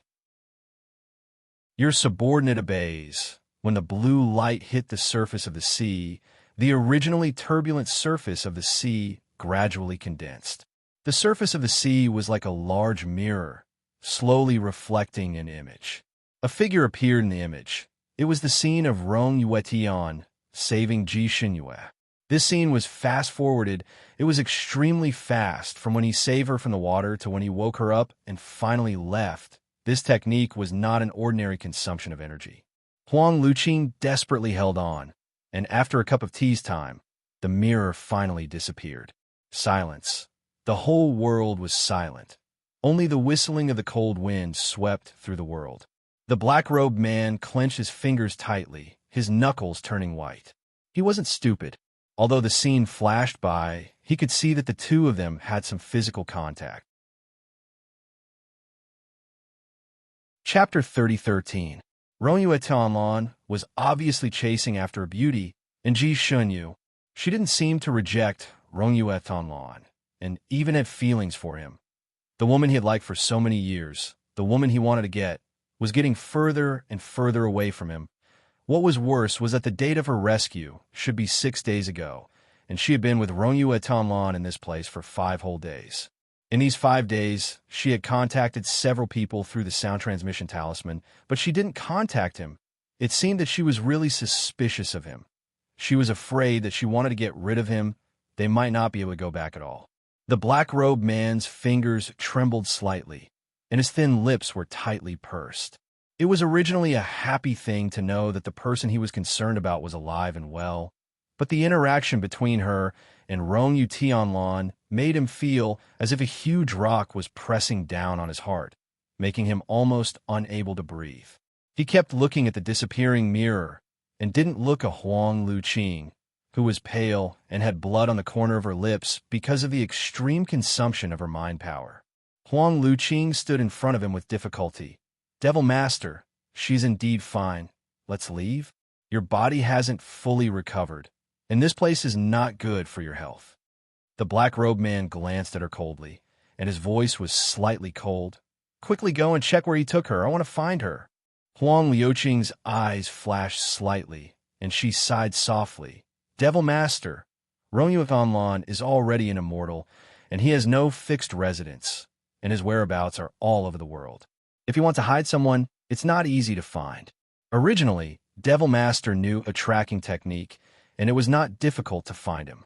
But when Devil Master awakened, he couldn't bear to consume all the beasts, so his power was not fully recovered, and he couldn't use that skill. I think it's better to wait for Devil Master to fully recover before looking for her. Since she is still alive, she might come out voluntarily in the future. Moreover, Ronyu Atanlan already knows that Devil Master is about to awaken, and he will definitely come out to stop it. At that time, they might come out together, and there is no need for Devil Master to look for them. When they come out together, maybe they're already married. The black-robed man's voice was cold. No, I must find her immediately and take her away from Ronyu Tianlan. His eyes were like poisonous needles. You don't have a solution now. Huang Luqing was stunned for a moment, and after a moment of silence, she said, if Devil Master must find her, you can only use one strategy. The black-robed man's eyes lit up. What plan? Huang Luqing said, this subordinate has investigated this exalted immortal beforehand. A few days ago, he had a close relationship with Ji Xinyue's younger sister, Ji Tianya, the black-robed man said impatiently. I already knew that, but that guy's already broken up with Ji Tianyue. Why mention her? Huang Luqing said indifferently. Although he and Ji Tianyue broke up, he once promised Ji Tianyue a condition, saying that if she were to encounter a real-life danger, he would save her once. The black-robed man's eyes lit up. Are you serious? Huang Luqing nodded. This subordinate learned about this from Ji Tianyue's maidservant. It can't be false. The black-robed man slowly clenched his fists. Very good. Then he would lure the snake out of its hole. These days, Ji Tianyue's life was extremely bitter. Her house was broken, her meals were cold, and her bed was made of wood. For someone like her who had been spoiled since childhood, this was simply a nightmare. Moreover, there was no time for her to wake up. My dearest, happy Singles Day. Shopping is awesome. You can find a good husband and buy good things. Chapter 30:14. She cried, threw a tantrum, and even smashed things, but none of that attracted a single glance from her father. She regretted it even more. In order to make her father value her again, she even told the servant girl that heavenly, immortal Rong Yu had not given up on her and promised to save her if she was in danger. This proved that he still liked her. In order to verify this, she even took out the precious sound transmitting talisman from the servant girl.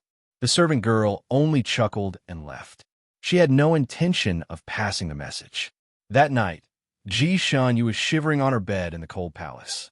It was already winter, but there was only a thin blanket on her bed. It could not resist the bone-chilling cold at all. Just as she was having trouble falling asleep, there was a sudden breeze, and a black shadow appeared in front of her.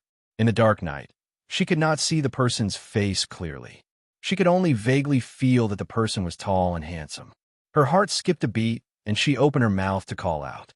That person waved his sleeve, and Ji Tianyu's entire body froze. Not only could she not move, she could not even make a sound.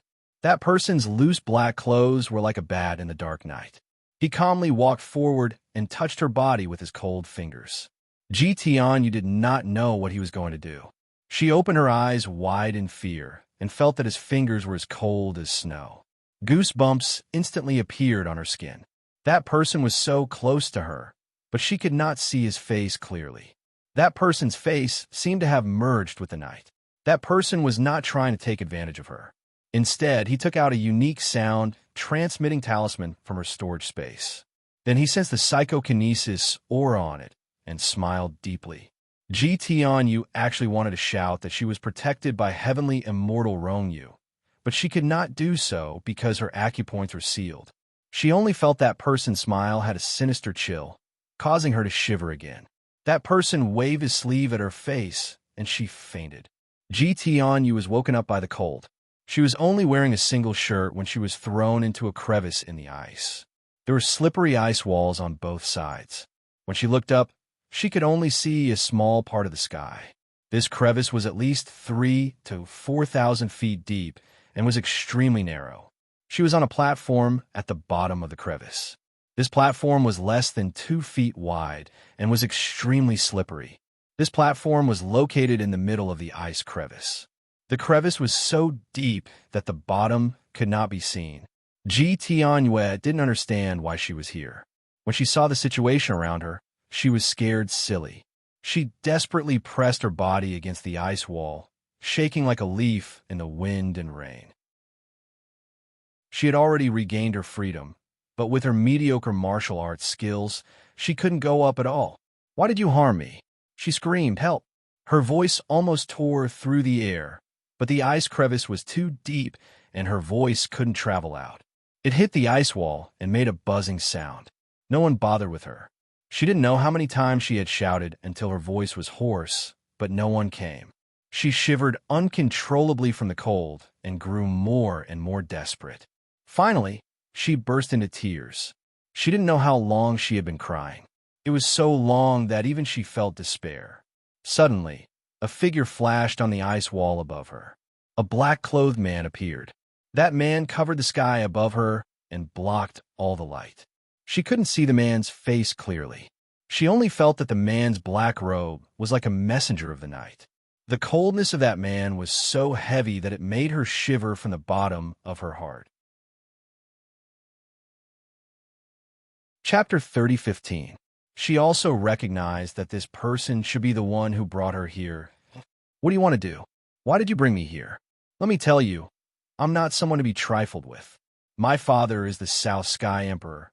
My sister is the famous Princess Ji Shenyue, and immortal Rongyu also protects me like a treasure. If anything happens to me, they won't forgive you. Let me go, I can pretend this never happened." Ji Tianyue threatened while trembling. The man laughed coldly. "Do you want to live or not? If you want to live, use the sound-transmitting talisman that Rongyu Tianlan gave you to ask him to save your life." Ji Tianyue was stunned and widened her eyes. "How do you know I have this sound-transmitting talisman?" That person didn't answer and only looked at her coldly. Ji Tianyue suddenly had an epiphany. "Are you going to harm my brother Rongyu? So you want me to ask him to come here?" I don't want to be fooled by you. I won't do anything to betray brother Rongyu." That black-robed person laughed coldly. "Then, it's up to you. To tell you the truth, this is the vast ice field. It's usually deserted. If no one comes to save you, only death awaits you. Choose for yourself." Ji Tianyue. Her face was pale, and her mouth was slightly open, but she couldn't say anything. That black-robed person turned to leave, but suddenly seemed to remember something and said, "If you ask him for help, you can say that you came here to relieve boredom and accidentally fell into this ice crevice. Don't say that I brought you here, or else he wouldn't have come if he knew this was a trap. Then only death awaits you." "No way. I won't say that. You're the one who wants to plot against brother Rongyu. I must remind him." Ji Tianyue shouted subconsciously. That black-robed person seemed to laugh and said coldly, "If you're not afraid that he won't care about you, just tell him the truth." His figure flashed, and like a wisp of smoke, he floated upwards and disappeared in the blink of an eye. Ji Tianyue, her face was pale, and her body kept trembling. The black-robed man was right. If she told the truth, Rongyu Tianlan would not jump in if she knew it was a trap. Then she could only freeze to death here. But if he lied and deceived Rongyu Tian, he might suffer a great loss from the black-robed man without knowing the reason. Was she lying or not? This place was bone-chilling cold. Standing on this small platform, Ji Tianyue's hands and feet were frozen stiff. She slowly squatted down, hugged her knees, and wept. After a long while, she finally took out the voice transmission talisman with trembling hands. On the icy plains, the black-robed man stood facing the wind, his sleeves fluttering in the wind. A moment later, Huang Luqing emerged from the crack in the ice and landed in front of him. "Devil Master, you guessed right. That girl did as you instructed." "Haha, it seems like this little princess cherishes her life very much, even willing to sacrifice the life of her beloved for this." The black-robed man smiled coldly. She has always been this kind of person. For her own life, she can sacrifice anyone. How did Rongyu Tianlan reply to her? Rongyu Tianlan's answer was very simple. He told her to wait where she was and that he would come. He didn't suspect anything? I don't think so. That girl is better at lying than you. I almost believed her. The black-robed man nodded. That's good. Then let's wait quietly for him to take the bait. Chapter 30:16. Huang Luqing pondered for a moment. Demon Lord, I think you should restore your power first before dealing with Rongyue Tianlan. Your current power is not even half of what it used to be. I'm afraid you're not his opponent. The black robe of the man in black fluttered. After a while, he smiled coldly. It's only a matter of a night for me to fully recover. The other side is not ready yet, so there's no hurry. This time, we're just luring the snake out of its hole and testing his true strength. He looked up at the sky. He knows the technique of traveling 1,000 miles in an instant. He should be here soon. How's the arrangement? Huang Luqing nodded. It's all set up. We're just waiting for the fish to take the bait. The man in black robes' eyes flashed with a fiery light. It was a kind of revenge that was about to succeed. Rongyue Tianlan, I prepared a feast for you. I'll invite you to taste it. This time, he didn't really want to take Rongyue Tianlan's life.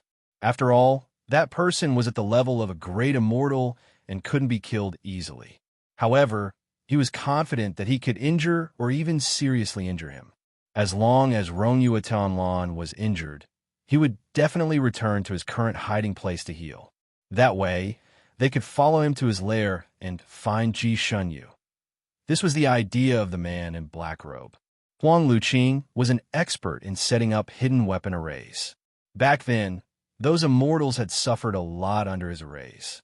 Therefore, many people had lost their lives. As long as Rongyue Tianlan appeared on this ice field, he would fall into their trap. Even if he didn't die, he would lose a layer of skin. The two of them hid in the air, waiting for Rongyue Tianlan to fall into the trap. They would then give him a fatal blow. 2 hours passed. 4 hours passed. 10 hours passed. 16 hours passed. 16 hours passed. A day passed. The sun rose and set in the sky. However, there was still no one on the huge ice field. Ji Tianyu, who was under the ice crack, was still crying and screaming at first.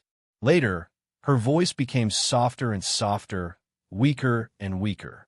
In such a world of ice and snow, even a 7-feet-tall man couldn't stand it, let alone a delicate little girl like Ji Tianyu. Huang Luqing was afraid that she would freeze to death, so she went down to see her once.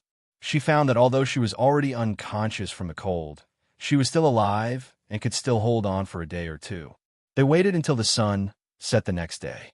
Just when the black-robed man and Huang Luqing thought that Rongyue Tianlan would not come, a figure finally appeared in the distant eastern sky.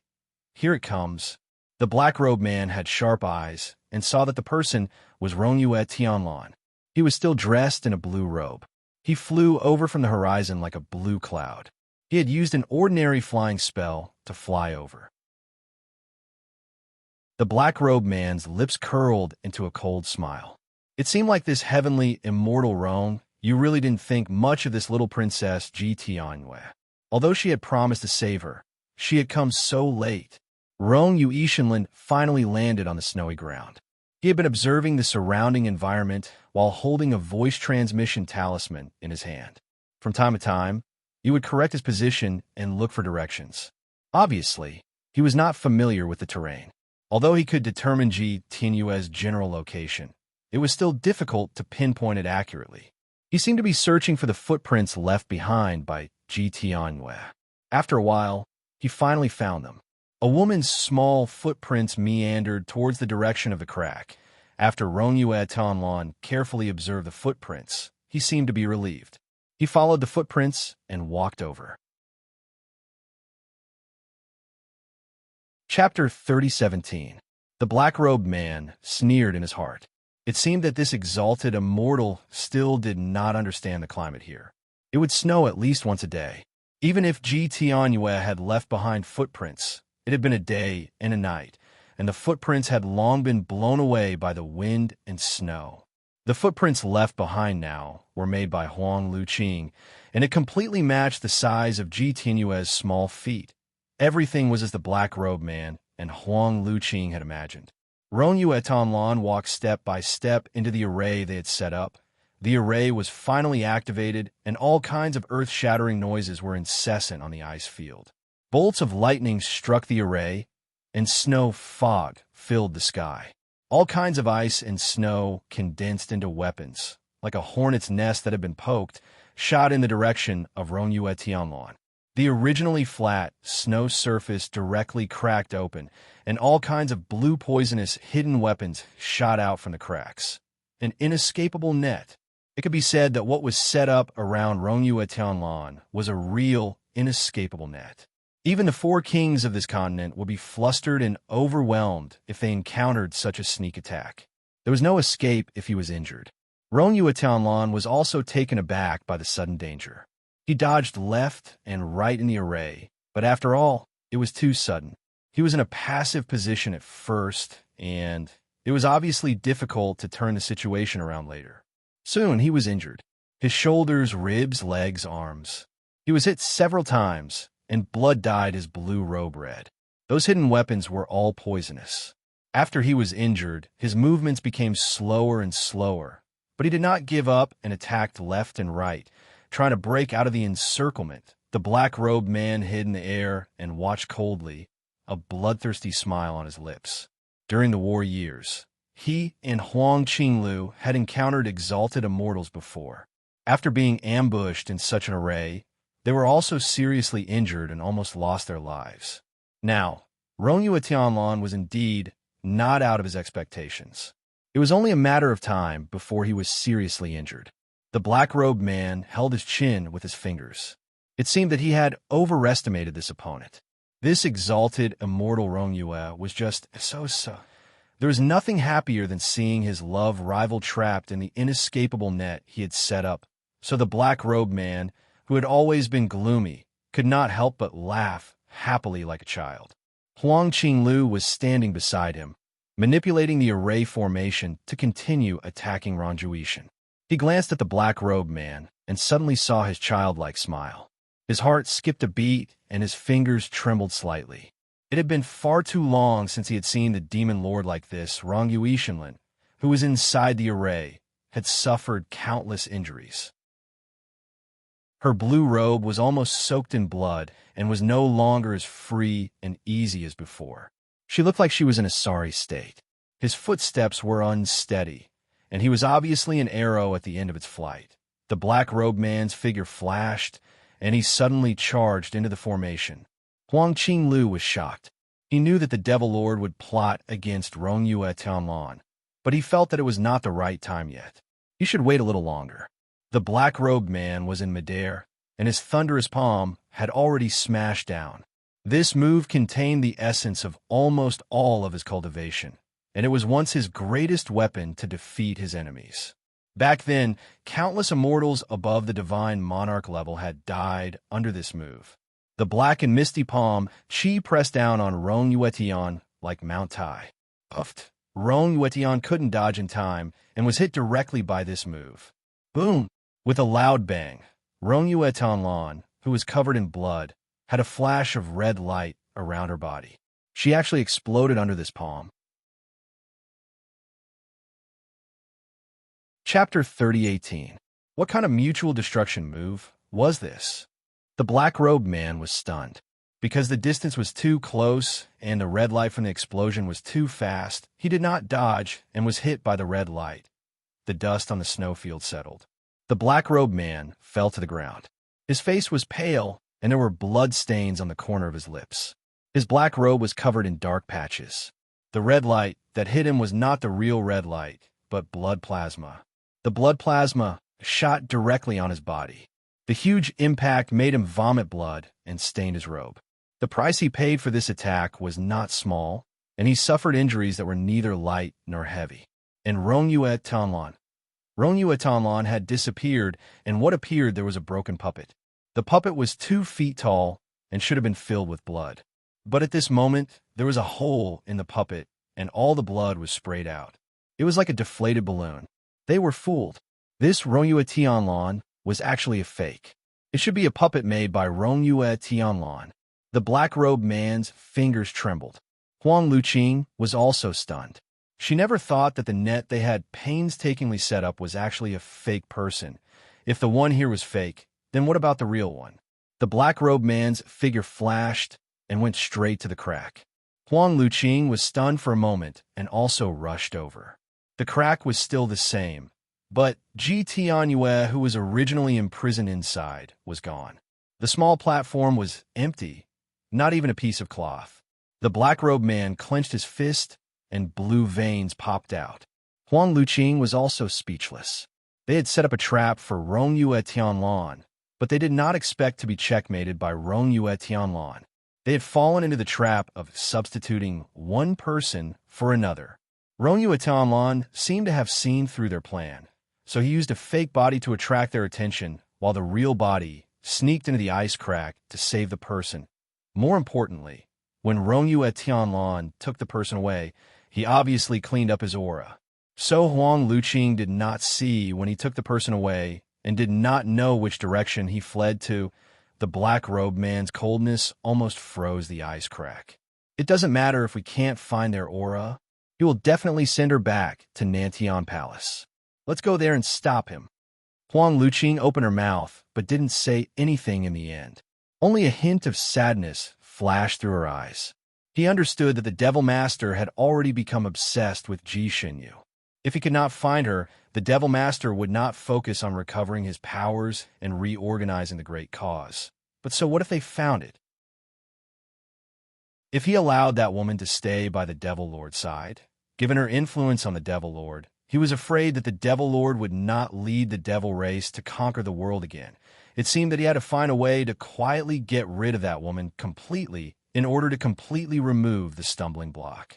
Huang Luqing's eyes flashed with a sharp glint. No matter what, he had to find Ji Xinyu through Rongyue Tianlan first. The two of them left like the wind, heading towards Nantian Palace. In fact, Ji Tianyue had been unconscious from the cold for a long time.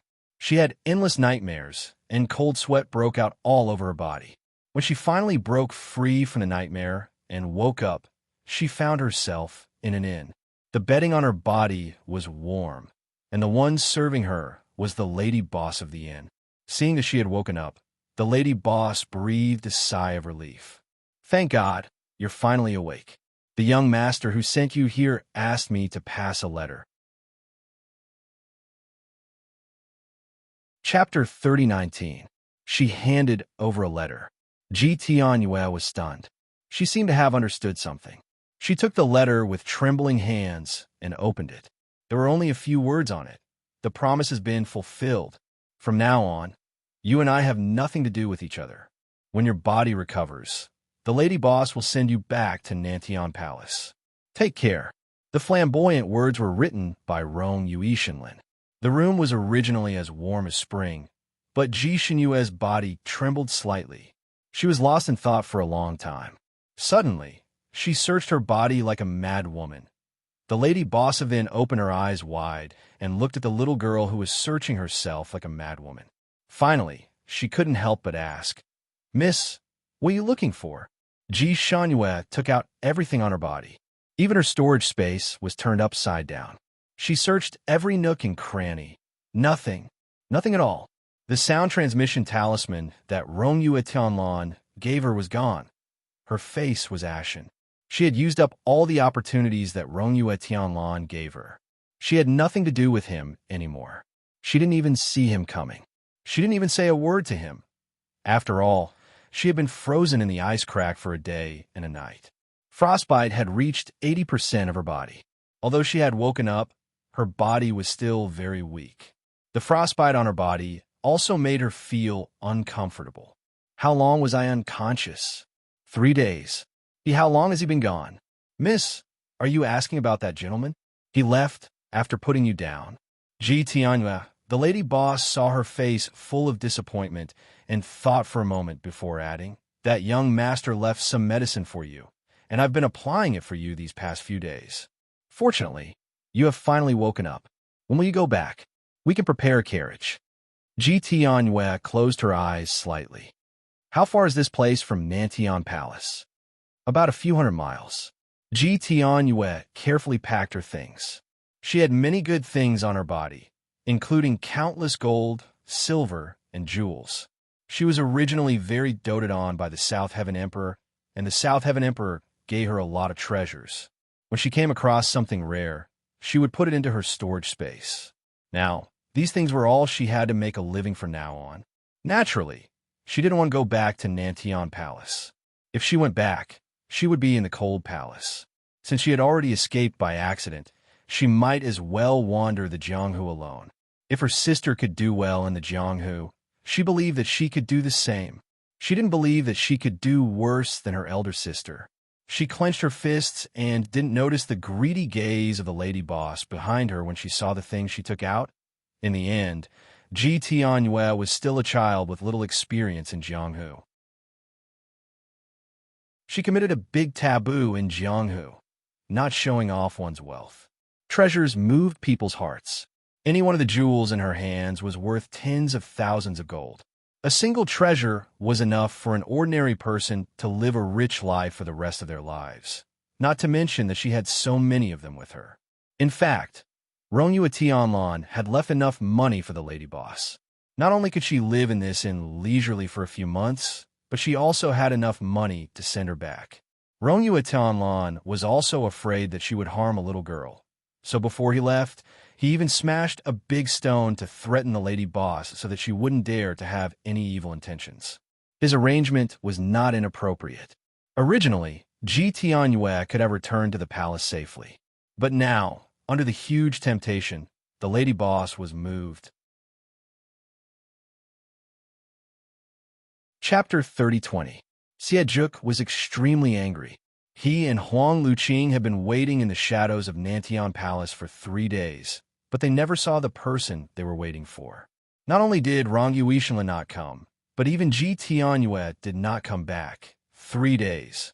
Even if Rongyue Yishan drove an old cow and a broken car, she could still send them back. It was obvious that Rongyue Yishan had seen through their plan again, so she had hidden with Ji Tianyue. Perhaps she had already brought Ji Tianyue back to her secret residence. Now, the two sisters had already met. Xie clenched his fists again and again, resisting the urge to tear down Nantian Palace. He had been busy for so long and had planned for so long, but it was all for nothing. He was extremely depressed. At this moment, walking on the street, his entire body was filled with a coldness that kept people away. Huang Luqing had been silently following beside him. She knew that Xie needed a vent. The two of them were extremely beautiful. Walking on the street like this was undoubtedly an eye-catching scene, attracting the affectionate gazes of countless women. When they passed by a brothel, the courtesans dressed in red and green upstairs could not help but throw handkerchiefs, flowers, and other things at them when they saw the two of them passing by. "Demon Master, do you want to find a girl?" Huang Luqing asked Xie as she casually brushed away a flower that almost hit her head. Tens of thousands of years ago, Xie had been extremely dissolute and had countless concubines by his side. He was a dissolute demon master. At that time, Huang Luqing could not stand his style and had tried to persuade him a few times. She had even fallen out with him because of this, but she still could not stop Xie's dissolute nature. Xie and Huang Luqing had met when they were children.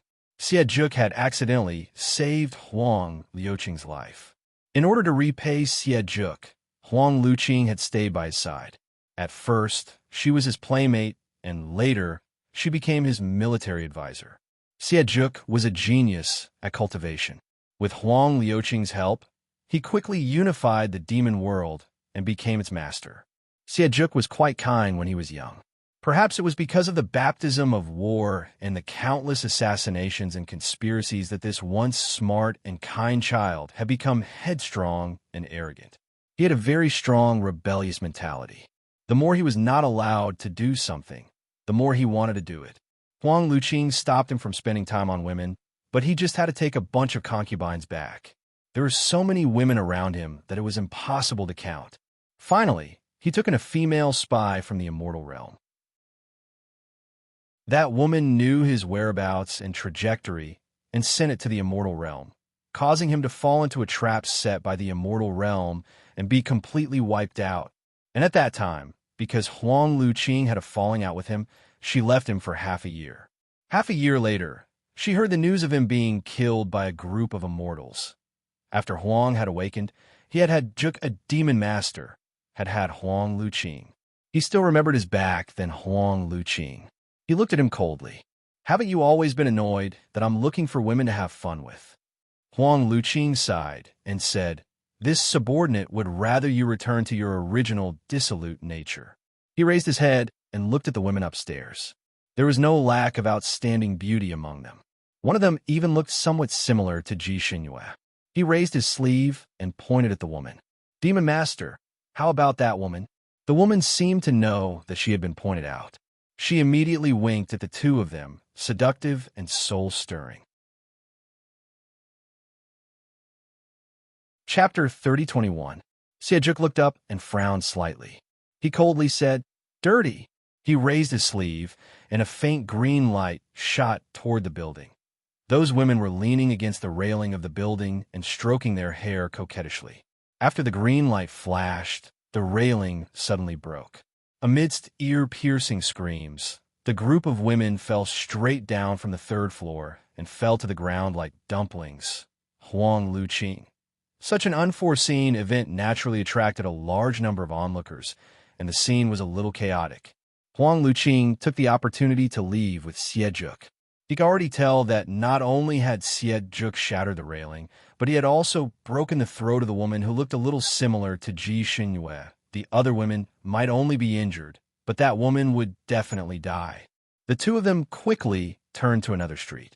Huang Luqing could not help but ask, why did you kill her? Xie voice was cold. She tarnished her appearance. How could he allow a woman who looked a little similar to Ji Xinyue to do that? Therefore, he had killed her without mercy. Huang Luqing. He tightened his grip on the fan. Although Xie had a group of beauties by his side, he had never truly fallen in love with any woman. In his eyes, all the women in the world were tools to vent his desires. Now, although he had recovered Xie's memories and even his personality, his feelings for Ji Xinyue had not changed. In fact, his obsession had become even stronger. He would not stop until he got her. As the two of them walked, the sound of wings flapping suddenly came from above. The two of them looked up and saw a colorful bird flying past. Xie's feet suddenly stopped. This bird was the soul-seeking bird.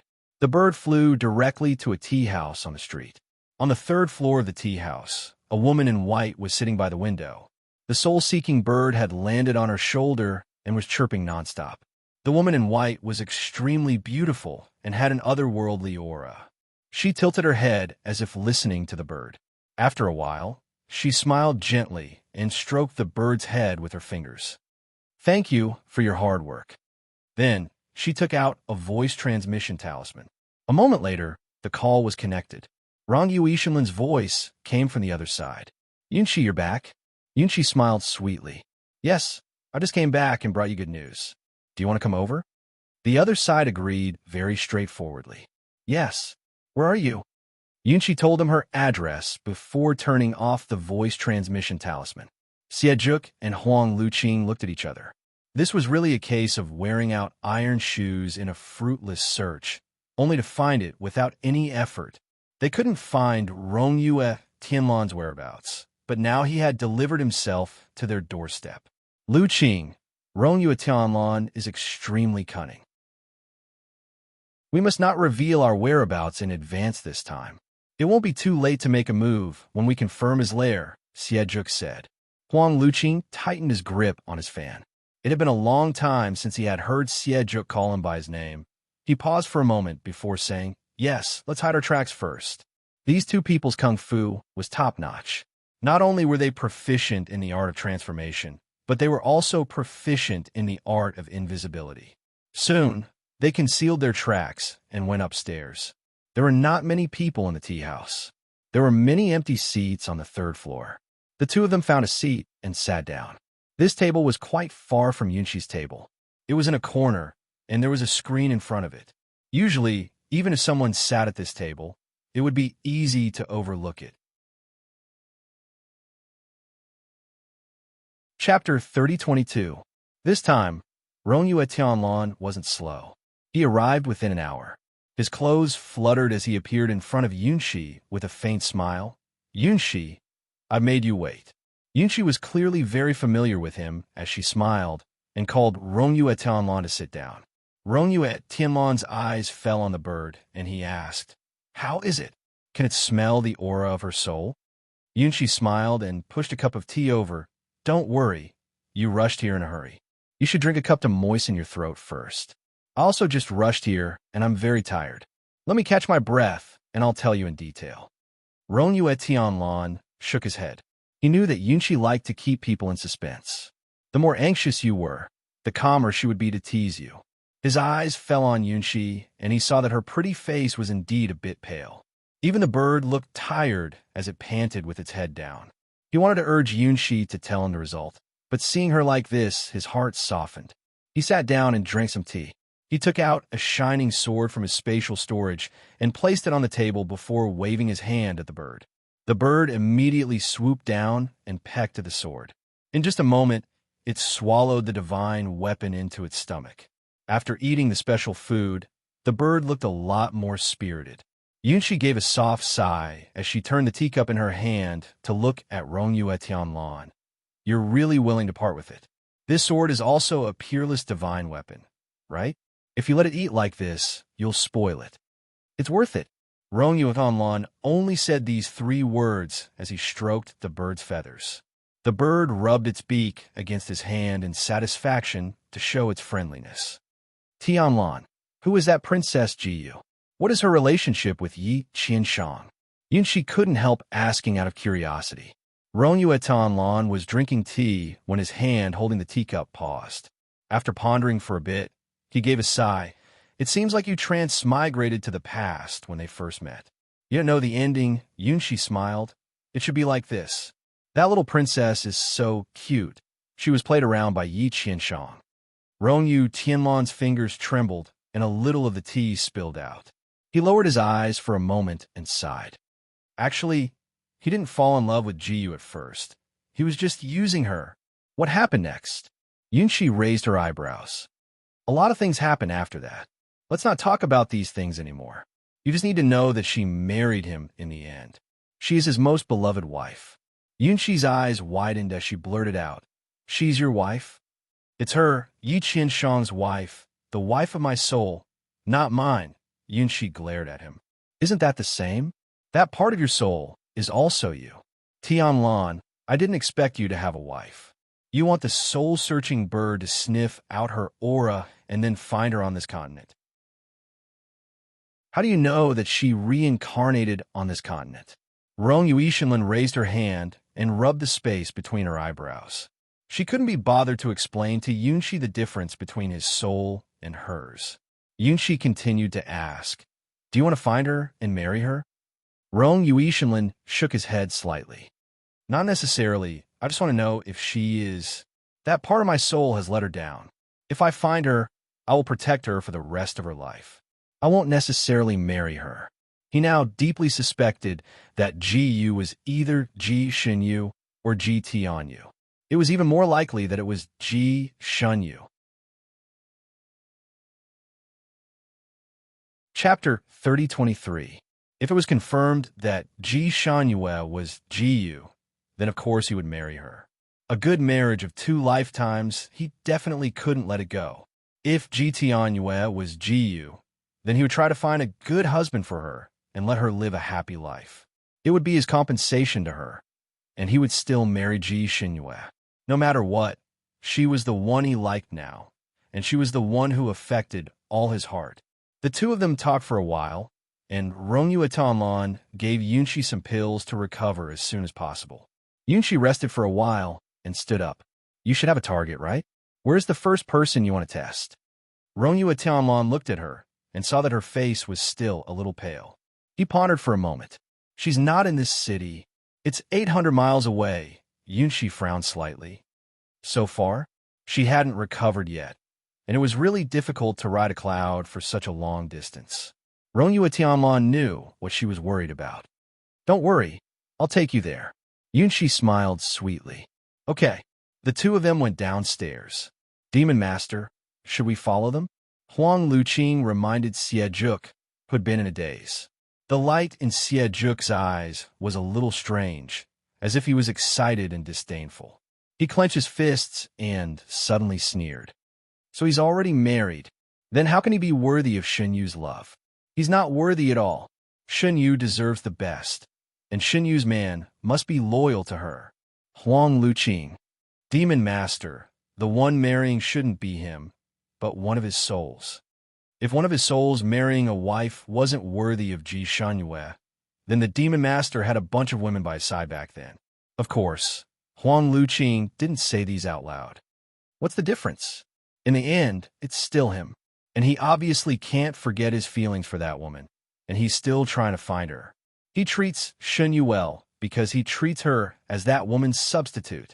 Xie fiercely retorted. Huang Luqing didn't want to argue with him and sighed. Demon Master is right. Should we follow them? Follow. Of course. I want to see who Rongyue Tianlan's so-called wife is. We'll reach Fenghua City after passing through this forest. She's staying in the second room on the third floor of the Tian Kolai Inn in Fenghua City. Rongyue Tianlan instructed Yunxi, who was on the same cloud as him. Yunxi was playing with the bird. She nodded and replied, "All right." Then, she tilted her head and looked at him. "Aren't you going?" Rongyue Tian said, "Let's use the soul-searching bird to identify it first. If Ji Tianyue was still Jiyu, he would naturally go down and meet her again. Of course, wasn't to rekindle their old relationship, but to send her back to Southern Heaven Palace. Then, he would greet Southern Heaven Emperor and tell him not to mistreat her anymore. He would ensure that she would live a carefree life. If not, then Ji Tianyue was a stranger to him, and he didn't need to take any responsibility for her. He had already done all he could for her. Although she was Ji Shunyu's little sister, a little sister who always wanted to harm her elder sister. "Ha! Let me go! Wu, let go of me! Help!" Ah! The shrill cry of a woman came from the forest. When she shouted for the third time, something seemed to be stuck in her throat. She couldn't shout anymore and could only let out a whimper. "Ha! This place is deserted. Little girl, you've made me happy enough. I can even let you go more comfortably." Chapter 3024.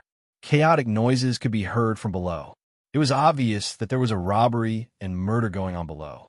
Rongyue Tianlan's expression changed. Not good. She turned the cloud around and rushed downwards. In the depths of the forest, Ji Tianyue's clothes were torn and she was pressed down by a fierce-looking man. The man was pulling her underwear. Ji Tianyue's face was full of tears. She seemed to want to struggle desperately, but her acupoints were sealed and she could not move at all. She could only open her eyes wide, and despair filled her eyes. There was a short man standing next to her. The short man was impatient. "Third brother, let's get her things out quickly and leave. I feel a little creepy." The fierce-looking man laughed grimly. "Big brother, we have to kill her to get the things she hid in the storage space." The short man frowned. "After all, it's a human life. We can force her to take out everything." The fierce-looking man sneered. "Big brother, don't you know the phrase, cut the weeds and dig up the roots? If we let her go now, she will report it to the authorities in the future." He laughed grimly again. "Besides, I haven't touched such a delicate little beauty for a long time. How can I not play to my heart's content? Don't worry, no one will come here easily. We can do whatever we want." He tore off Ji Tianyue's underwear with a swish. The short man looked at Ji Tianyue, who was almost fully exposed, and greed appeared in his eyes.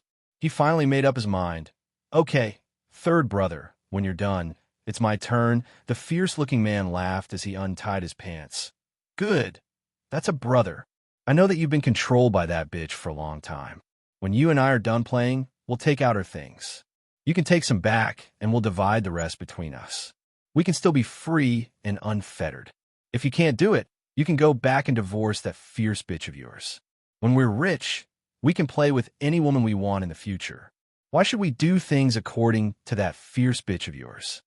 As he spoke, he had already pounced on Ji Tianyue, who was lying there.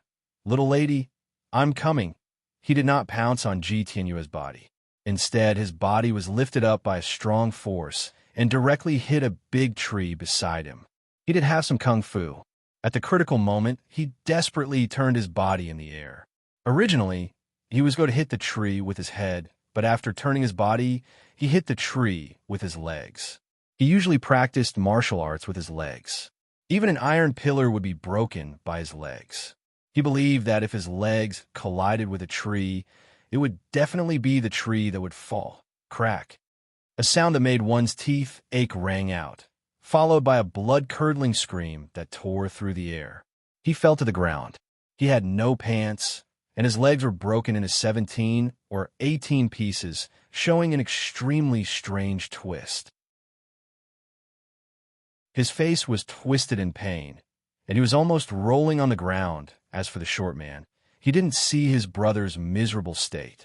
He flew out earlier than his brother and was directly swept away by a huge force, crashing into a tree and dying. The ferocious-looking man forced his eyes open and saw a blue-robed man and a white-robed woman landing on the ground.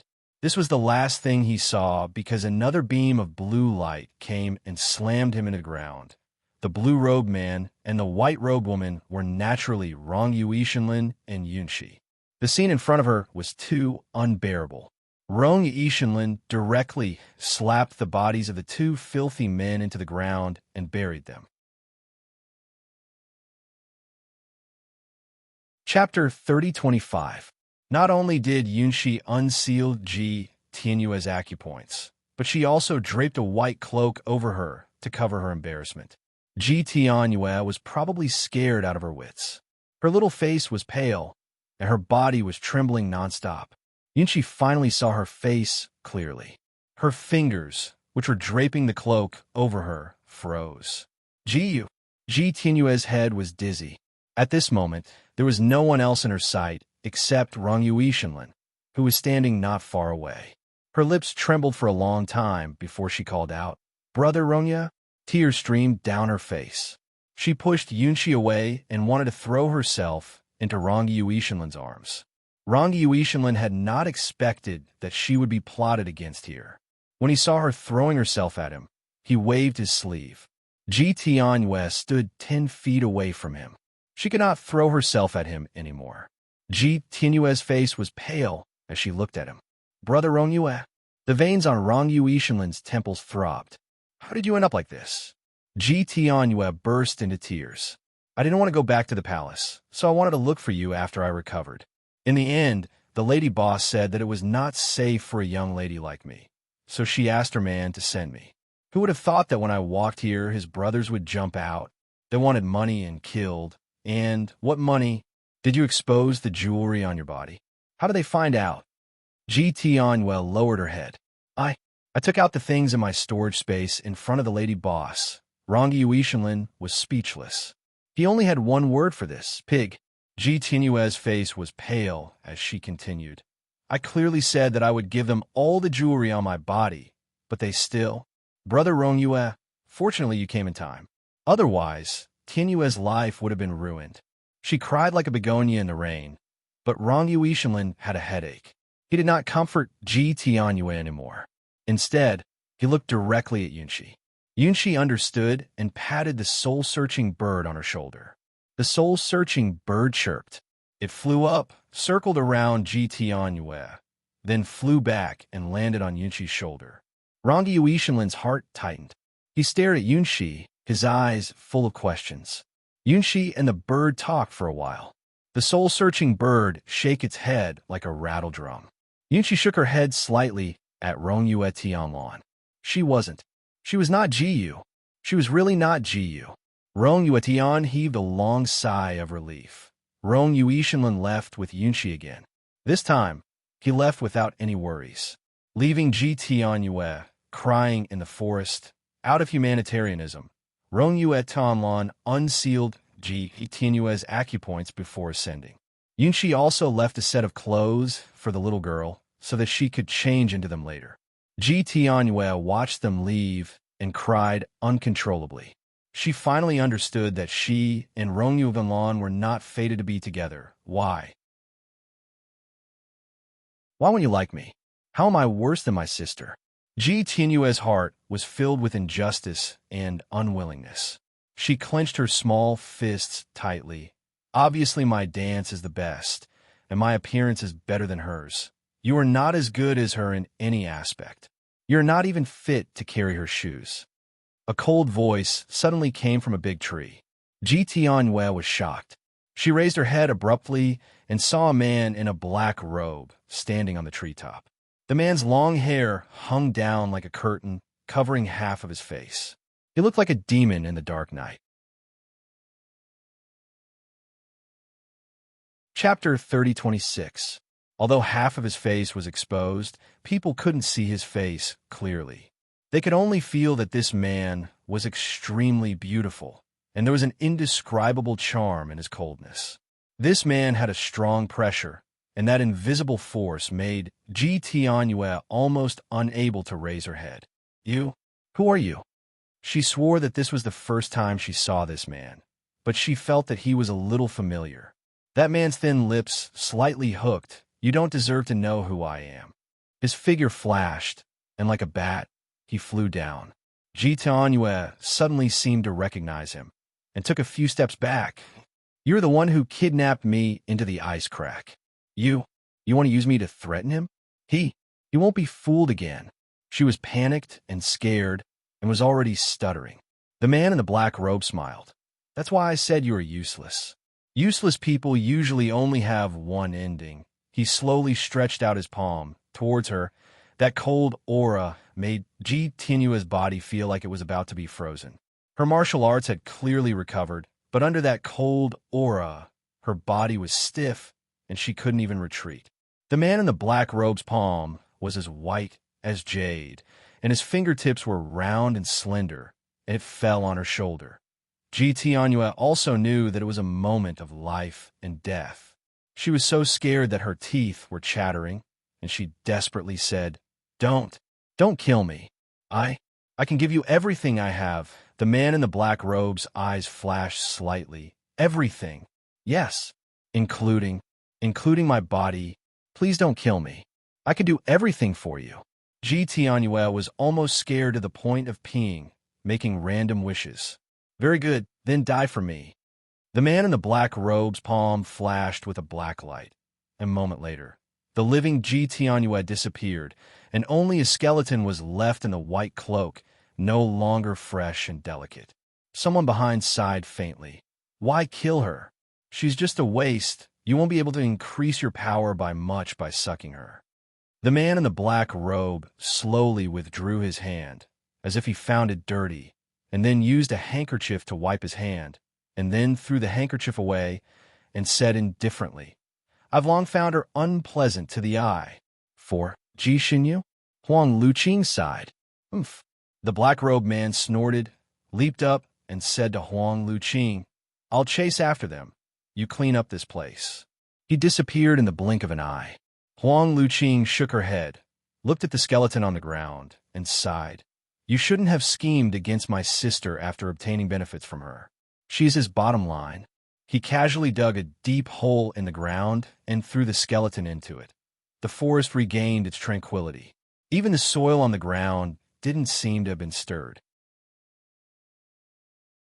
However, the three of them had lost their lives in silence. Tianlun, that little girl really looks exactly like Jiyu. I didn't expect that it wasn't. Yinshi couldn't help but sigh as she sat on the cloud. Rong Yuetian smiled and didn't say anything. He was relieved of a huge burden in his heart and felt very relaxed.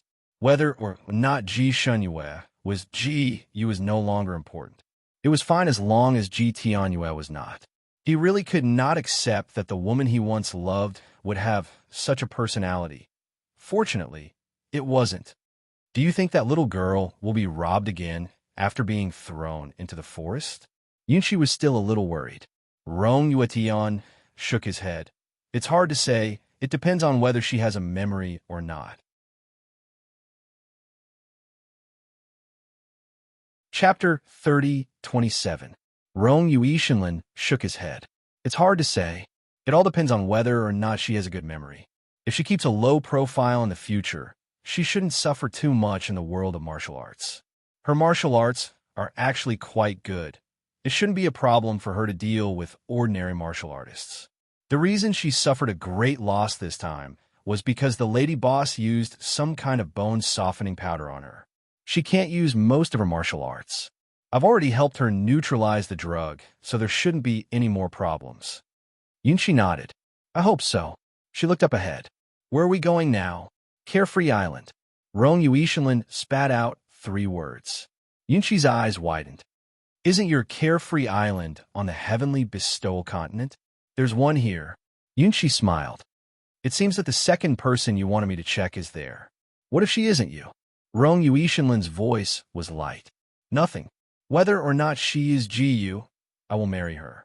Yunqi, so you have a sweetheart here. Congratulations, congratulations. Then I should take a look at her and see just what sort of woman can catch the eye of our Sir Rong Yuishinlin. She's very outstanding. Rong Yuishinlin generously praised. His heart had already flown back to Carefree Island. 5 days had passed, and she shouldn't have fully recovered.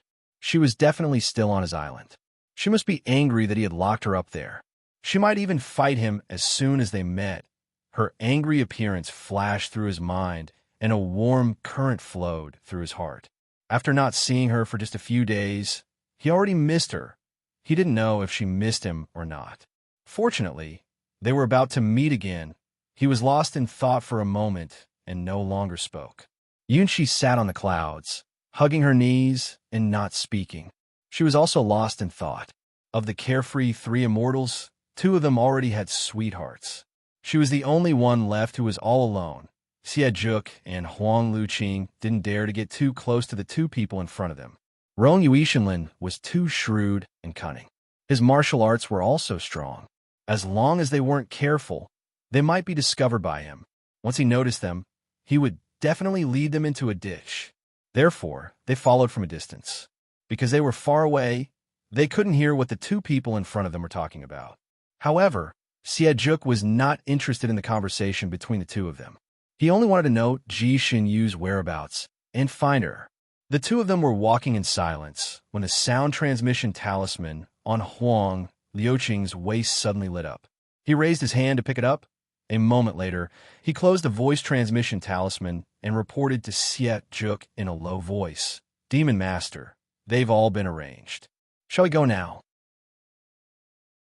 Xie Zhuk was stunned, and a complicated light flashed in his eyes. He shook his head slightly. I'll find Rong Yue Tianlan's lair first, then I'll go to them.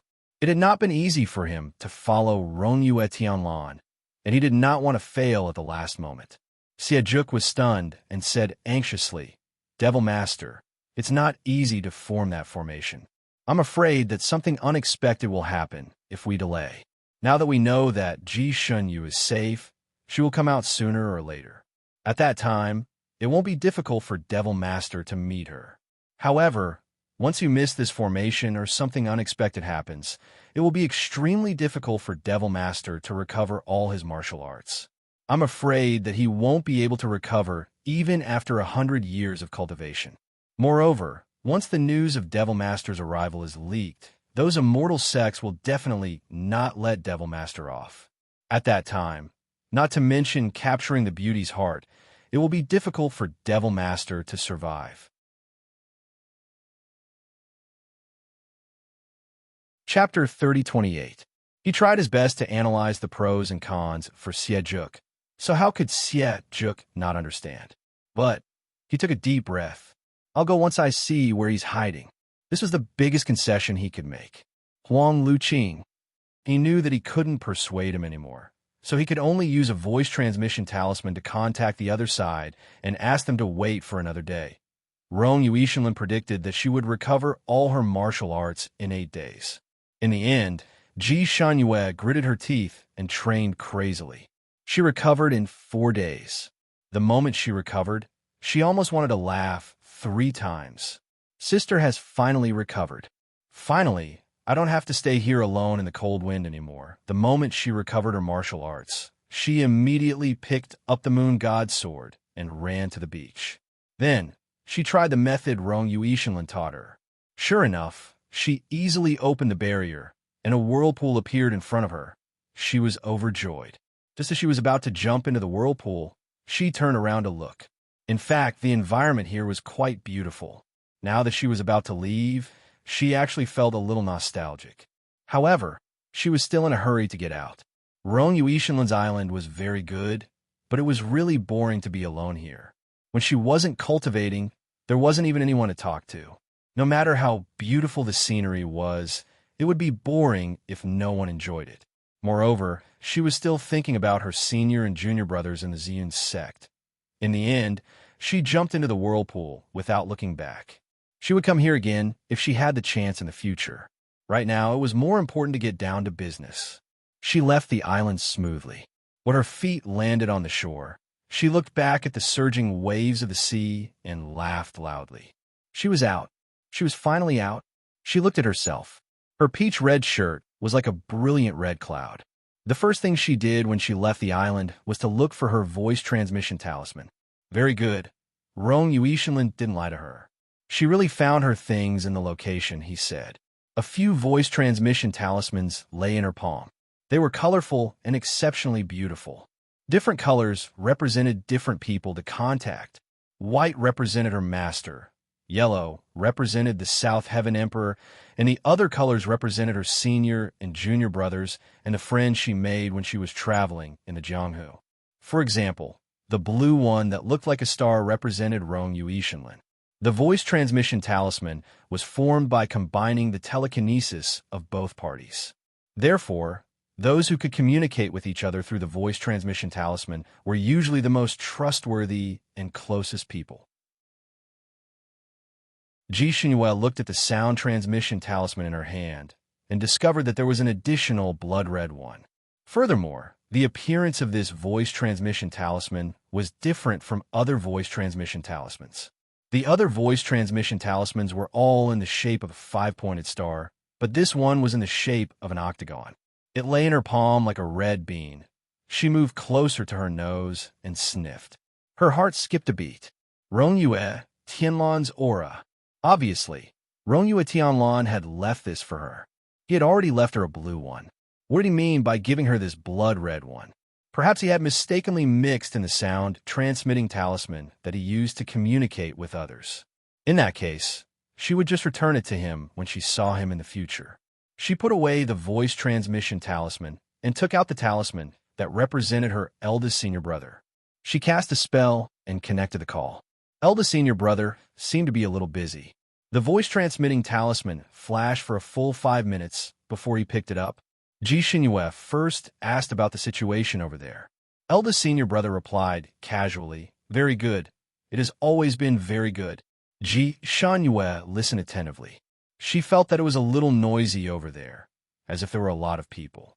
She couldn't help but ask. Chapter 3029. Eldest senior brother laughed. "Yes, I'm teaching your martial nephews. You know, these little disciples have always been lively. All right, Xinyu, I still have to teach them. I'll talk to you later." The sound transmission talisman hung up. Ji Xinyu did not suspect anything. Although her eldest senior brother was cold on the outside, he was not cold-hearted. He had taken in many disciples, and all of them were good talents. When he was free, he would often personally teach the martial arts. Since the sect was fine, Ji Xinyu was temporarily relieved. She took out a purple sound transmission talisman and weighed it in her palm. This sound transmission talisman was connected to Xie Fenglu. Should she contact him? See where he was? So many days had passed. Had he become another person? What devil master? Her fingers clenched slightly. Until now, she still could not believe that her lively and cheerful little junior brother was the incarnation of that great devil. She closed her eyes and threw the sound transmission talisman into her storage space. It could be said that she was running away, or that she could not bear to, but she did not want to contact this little junior brother for the time being. She thought for a moment, then contacted eldest senior brother again and asked about Xie Fengliu's situation. Eldest senior brother's tone was very calm. He said that Xie Fenglu had indeed gone back and even presented a moonlight pearl to Master, which Master liked very much. Ji Xinyu's heart sank. She said jokingly, I went with him to get this pearl. He didn't mention me? She did not want to take any credit. It was just that when Sief Feng Lu went to get this pearl, she was lying in the ice shell, her life and death unknown. If Sief Feng Lu did not become a devil, the first thing he should have done when he returned to the Purple Cloud sect was to tell Master, and then ask Master to save her. That was the right thing to do. Eldest senior brother thought for a while and said, "That's right." Ninth brother said that after you took the bead with him, you went to another place to do something. We know that little junior sister has always liked to wander the Jianghu and has a lot of things to do, so we did not ask again. Ninth junior brother did not mention it again either. Jishin paused for a moment, then smiled. I see. Then have you heard any news about old Ninth recently? Eldest senior brother asked, What news? Jishin paused again. After all, she wasn't 100% sure yet, so she couldn't say it out loud. After thinking for a while, he said, I'll tell you about this matter in detail when I get back. In short, you have to guard against him and the people around him. Eldest senior brother wanted to ask more, but Ji Shun had already hung up. She decided to talk to them in detail when she returned. After all, it wasn't that convenient to talk about it through a sound transmission talisman. In the end, she finally took out the blue voice transmission talisman, and her lips curled into a smug smile. Rong Yu Tianlan thought that she would only come out on the 8th day, but she came out 3 days earlier. Would he be surprised if she contacted him now? Would he find her amazing? Just as he was about to open the voice transmission talisman, he paused. She contacted him as soon as she came out, as if she couldn't wait to see him. He must be very proud. She raised her hand and threw the blue voice transmission talisman into her storage space. She felt that Rongyu Tianlan would probably go back on the 8th day. Once he returned to the island and found that she was not there, he would naturally guess that she had gone out. At that time, his expression would definitely be very good. Ji Shunyue seemed to be able to see Rongyu Tianlan's flustered and exasperated expression in front of her eyes. Her eyelashes curved as she smiled smugly.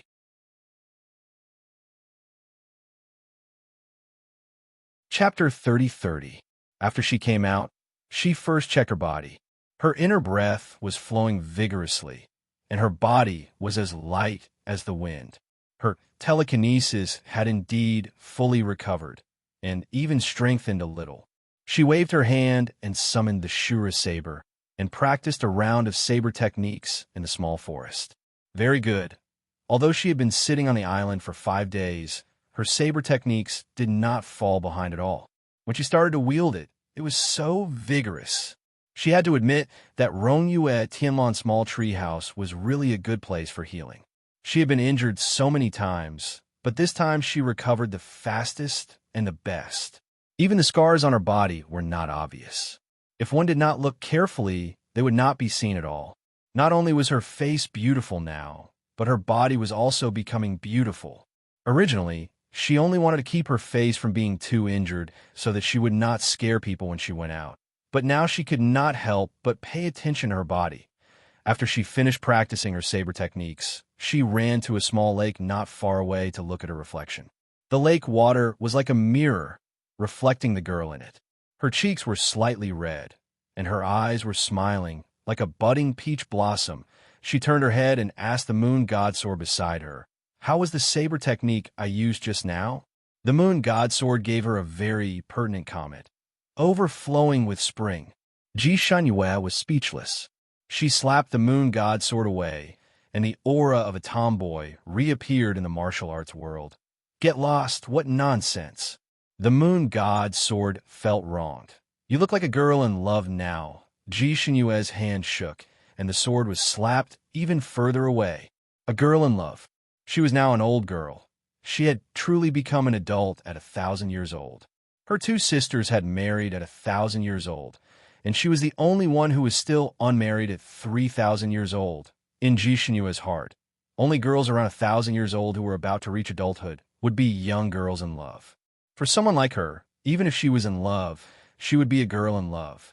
She had nothing to do with the word young. When did she agree with this in love? The moon god sword looked at her cheeks that were getting redder and redder. Are you shy? Shy your head. Ji Shunyue picked up the 8 trigram sword, and with a shake of her hand, she threw it straight into the lake. Before the sword entered the water, it passed her a message. Your thoughts were exposed, and you became angry out of humiliation. Ji Shunyue. Could she give the 8 trigram sword away? The island that Rongyuatan on was almost quite far from the Purple Cloud sect, about 2,000 to 3,000 miles away. Ji Shunyue had to fly for a day before she could get back. Of course, if she used the ability to travel 1,000 miles in an instant, she would be able to arrive within 2 hours. However, that would consume too much psyche power. There might be a tough battle waiting for her, so there was no need to waste her precious psyche power on rushing. During the journey, she even stayed in a hotel once. The journey was carefree. When she arrived at the Purple Cloud sect, it was already the evening of the next day. It was also at this time that Rong Yuishinlin brought Yunxi back to Carefree Island. As soon as Ji Shunyue arrived at the Purple Cloud sect, she noticed that the atmosphere was not quite right. The atmosphere in the Ziyun sect was a little tense. Her fellow disciples, except for Xie Fenglu, had all rushed back. Moreover, all of them had rushed back with their elite disciples. Not only that, but there were also some outsiders in the Purple Cloud sect. Each of these outsiders was an outstanding talent of the Sanskrit continent, and they all had one or more unique skills. Experts usually had a bit of arrogance, and more or less had the bad habit of being arrogant because of their abilities. These outsiders were no exception. The little martial nephews who lived in the Purple Cloud sect and ordered Ji Shunyue around were quite comfortable. Chapter 30-31. When Ji Shunyue arrived, she saw these people practicing a kind of array in the big square of the Purple Cloud sect. Ji Shunyue was very knowledgeable about arrays, but she had never seen anything like this. The disciples and the experts were wearing different colored robes, forming a 6-pointed star array. They were moving around in groups, with all kinds of lights flashing from time to time. The Purple Cloud sect master didn't take in disciples easily. He had very high requirements for the aptitude of his disciples, so his disciples were all elites of the elites. Any one of them was a big shot in the Fanning continent. Moreover, he had a problem with taking in disciples according to the 6 attributes. Perhaps it was because people had lived for too long that they became a little bored. So other than Feng Wuji, the Purple Cloud sect master's eldest disciple, the other disciples were all of a single attribute. For example, the second senior brother was of the metal attribute, the third senior brother was of the wood attribute, and the fourth, fifth, sixth, and seventh senior brothers were of the water, fire, earth, and thunder attributes, respectively. Usually, after taking in disciples of one attribute, he wouldn't take in disciples of the same attribute, no matter how good the aptitude of the person who wanted to be his disciple was. The Purple Cloud sect master was of a full attribute, so he taught these disciples different attributes of martial arts. According to him, this was called specialization, and it was easy to become a talent. The Purple Cloud sect master's method of taking in disciples was quite good. Ji Shunyue and the other senior brothers of a single attribute all cultivated their attributes to perfection. In terms of the strength of a single attribute, no cultivator in the Fanning continent could surpass them. However, there were still drawbacks to cultivating a single attribute martial arts, because the battlefield was ever-changing and you didn't know what kind of enemy you would encounter. If the enemy you met could be countered, then you would naturally win a big victory. If the enemy countered you, then you could only passively take a beating. If the enemy's attribute was related to your attribute, then it would be even more tragic. Even if the enemy was a second-rate character, with a move from you, he could still be a first-rate character. For example, if the second senior brother of the metal attribute met an enemy of the water attribute, even if the enemy's martial arts were far inferior to the second senior brother, the second senior brother would definitely not be a match for him. Moreover, there weren't many people who cultivated a single attribute on this continent. Most of them had more than 2 attribute skills. Once someone saw your attribute and used the corresponding attribute to fight, you would only be beaten up. Therefore, it was still very risky to practice this kind of kung fu with only one attribute. because these disciples of a single attribute had all made a vow to sect Master Ziyun before they entered the sect, that they would only accept disciples of the same attribute as their disciples in the future. Therefore, the disciples of these senior brothers were all disciples of a single attribute. At this moment, they were wearing robes that corresponded to their attributes and were circling around in the formation according to their own rules. It was quite a beautiful sight to behold from the air. It was rare for the outer sect experts to cultivate a single attribute. Although their robes were the same color as the disciples, there were a few shining silver lines on the sleeves of their robes, indicating their noble status. To be honest, when Ji Shanyue saw the people running in formation, she was a little confused. She didn't understand what was going on. Could it be that Master, who always liked to hunt for novelties, had come up with a new trick to relieve his boredom? But wasn't it a little too grand to let so many people participate? Ji Shanyue looked around again.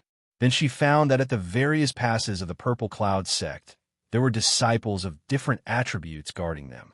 They all looked serious, as if they were facing a great enemy.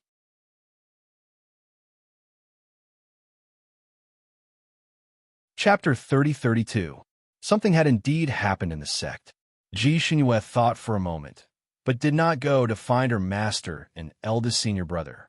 Instead, she landed in front of a disciple. This disciple was Feng Wuji's disciple. He was usually smart and quick-witted. No matter what happened in the sect, he would be the first to know. Therefore, Ji Shanyue could easily find out what had happened in Ziyun's sect from him. The Beast Valley was bathed in blood by an unknown force. The animals inside were sucked dry and turned into skeletons.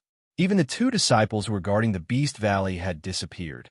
Everyone suspected that they had been killed by the blood-sucking monster. The blood-sucking monster might have already escaped from the valley. The sect master of the Purple Cloud sect and the eldest disciple left behind to guard the sect had already turned the sect upside down, but they could not find any trace of the blood-sucking monster. However, the disciples of the Purple Cloud sect were disappearing one after another, causing everyone to be in a state of panic. Only then did their master call all the disciples back. The disciples then followed their master's instructions and asked for help. As for the formation outside, it was said to be an ancient demon-slaying formation that could kill all evil spirits. Once this formation was officially activated, the blood-sucking monster would have nowhere to hide and would automatically appear in the formation. In the end, it would be destroyed by the immortal chi of the formation. There was actually a demon-slaying formation with such a function. She had never heard her master mention it before. She then looked at the formation that was being rehearsed. Indeed, there were all kinds of immortal chi, especially the center of the formation, where all kinds of immortal chi gathered. There was a six-colored light in that place. It was very beautiful. The disciples and experts below had been rehearsing. Their techniques were becoming more and more skillful, and their power was increasing. For some reason, Ji Shanyue felt that there was something strange about this formation. However, she could not pinpoint what was strange about it. She looked at the formation in a daze for a moment. Just as she was about to go find her master and eldest senior brother, the two of them appeared from the east. Eldest senior brother raised a flag and waved it. This was a signal to end the rehearsal. Only then did the disciples disperse under the leadership of their respective masters. They all came forward to pay their respects to sect master Ziyun and Feng Wuji. The external help that they invited naturally heaved a sigh of relief. Although they were of noble status, they were still sect master Ziyun's juniors. They also came forward to exchange a few pleasantries. Sect master Ziyun said a few comforting words and asked everyone to take a rest and recover their energy. The official opening time of the array would only be announced after he had carefully calculated it. However, it would not be later than tomorrow morning at the latest. Everyone was indeed a little tired, but they were all very excited. They were filled with curiosity and hostility towards the blood-sucking monsters that would appear after the array was activated. Especially the friends of the missing disciples. They couldn't help but feel their blood boiling. They couldn't wait to activate the array so that they could kill the blood-sucking monsters and avenge their friends. After everyone left, The foreign aide was also invited to the guest room by Feng Wuji to rest. The huge martial arts field regained its calm. The martial arts field of the Purple Cloud sect was very expensive. It was paved with 6-colored jade stones.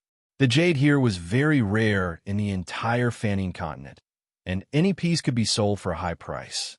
However, there was a martial arts field here that could accommodate thousands of people. Its value was immeasurable. Initially, every time Ji Xinyu came to this training field, she felt that her master really knew how to burn money and was willing to spend it all.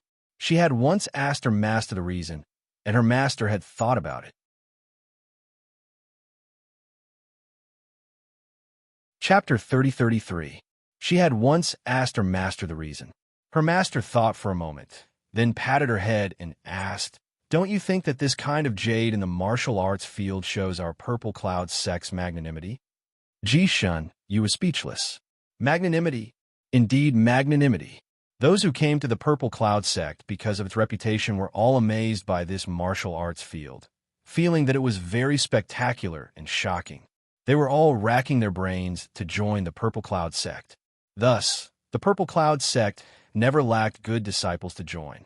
Every time they recruited new disciples, the sect would be as crowded as a marketplace, and this made the Purple Cloud sect more and more prosperous. Ji Xinyu had always felt that this jade martial arts field was the facade of the Purple Cloud sect, although she had always wondered why her master didn't use these jade stones to build the main gate of the Purple Cloud sect. Wouldn't that make it look more imposing and show off in front of more people? However, she still understood her master, because her master had always been an unpredictable person. Even his beloved disciple, Ji Xinyu, couldn't figure him out. No matter what shocking things he did, Ji Xinyu wouldn't find it too strange, and she was already used to it. At this moment, the Purple Cloud sect's master was standing in the large square, looking up at the setting sun in the sky, as if he was lost in thought. Ji Xinyu rarely saw her master with such an expression, as if there was something very heavy on his mind that he couldn't resolve. Was her master sad for those innocent disciples who died in vain? Or was he worried about tomorrow's battle? Ji Xinyu's blood surged as she appeared in front of her master.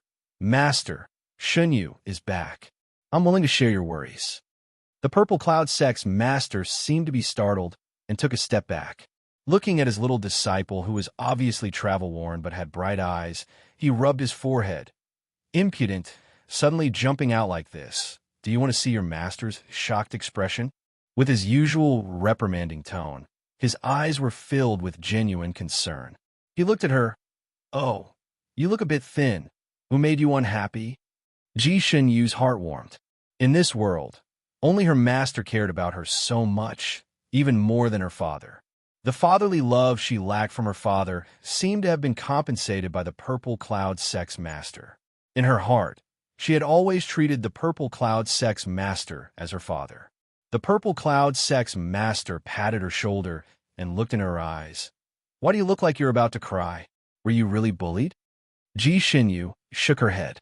She tried to hold it in, but she couldn't hold it in any longer and finally opened her mouth. "Master, I've heard about the sex matters from the disciples below. This disciple suspects that." He paused here. "What are you suspecting?" Sect Master Ziyan pulled her to a high platform and sat down. Ji Xinyu thought for a moment, then steeled her heart and said, "Disciple suspects that it's Little Nine. Little Nine is playing tricks." Grandmaster Ziyan had just conjured 2 cups of tea and was about to pass one to her when he heard her words. His fingers paused and the tea spilled a little. "Are you suspecting your own junior brother?" Ji Xinyu sat there hugging her knees. She was in a very conflicted mood, but she still said word by word, "Master, disciple is as close to him as a brother. I really don't want to doubt him, but I'm more than 50% sure." Actually, she still said too little. She was 90% sure now. Sect Master Ziyan was silent for a moment and sighed. "Little 8, tell me your reason." Because of the importance of this matter, Ji Xinyue did not want to hide anything from her master. So she told her master about what had happened to her and Xiefeng Lu in the Celestial Crystal Ocean.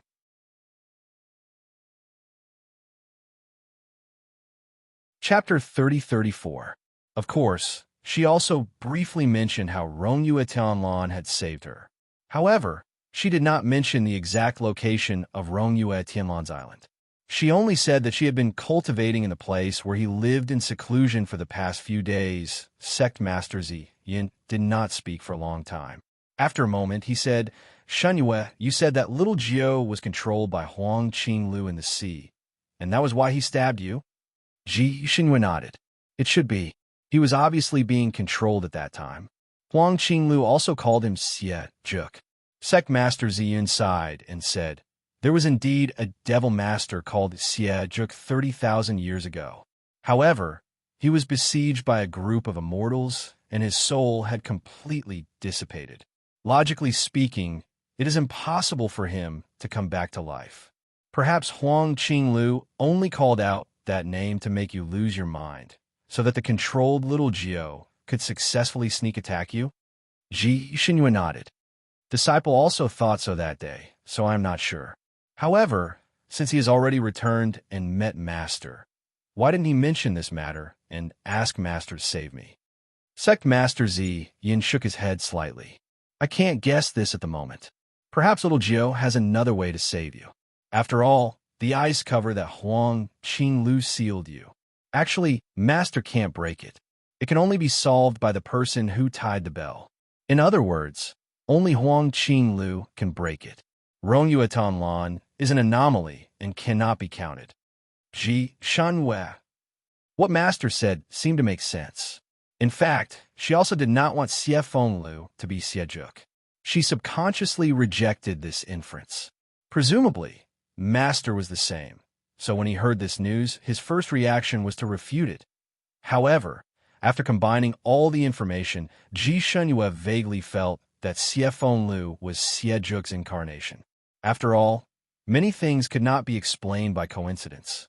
For example, on the night Xie Fenglu and Huang Luqing returned, the matter of the blood-sucking monster happened in the Purple Cloud sect.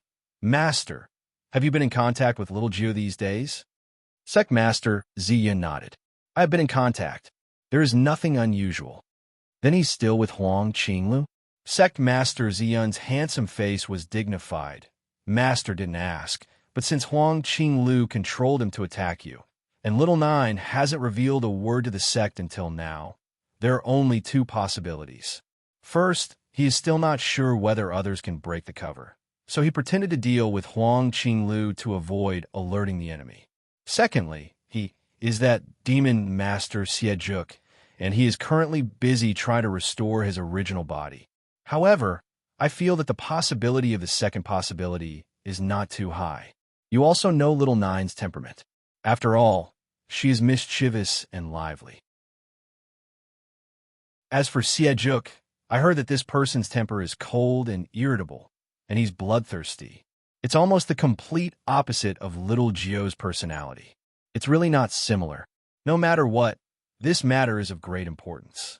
I will thoroughly investigate this matter and give you an explanation." Ji Shinyu said, "Master, there's no need to explain anything to Disciple. Disciple suffering a loss is a small matter, but Demon Master Xie Juk's revival is a big matter. Once he succeeds in reviving, I'm afraid he will bring a storm of blood to this continent. Disciple also hopes that little Jiao is not Xie Juk, and that everything is Huang Qingliu's doing." Sect Master Zi Yin casually handed her a cup of tea. "Perhaps this Huang Qinglu is not simple. I will investigate this matter carefully. Xinyu, this matter is no small matter. Before there is a clear conclusion, do not leak any information to anyone." You're tuning in to the Dreamy Chapters YouTube channel. We're so grateful for your support, and don't forget to subscribe to join us on this incredible journey through captivating stories. Your generosity through donations truly makes a world of difference, as it's the primary source of revenue that allows me to expand and enhance this channel for you. Thank you from the bottom of my heart for being a part of this adventure.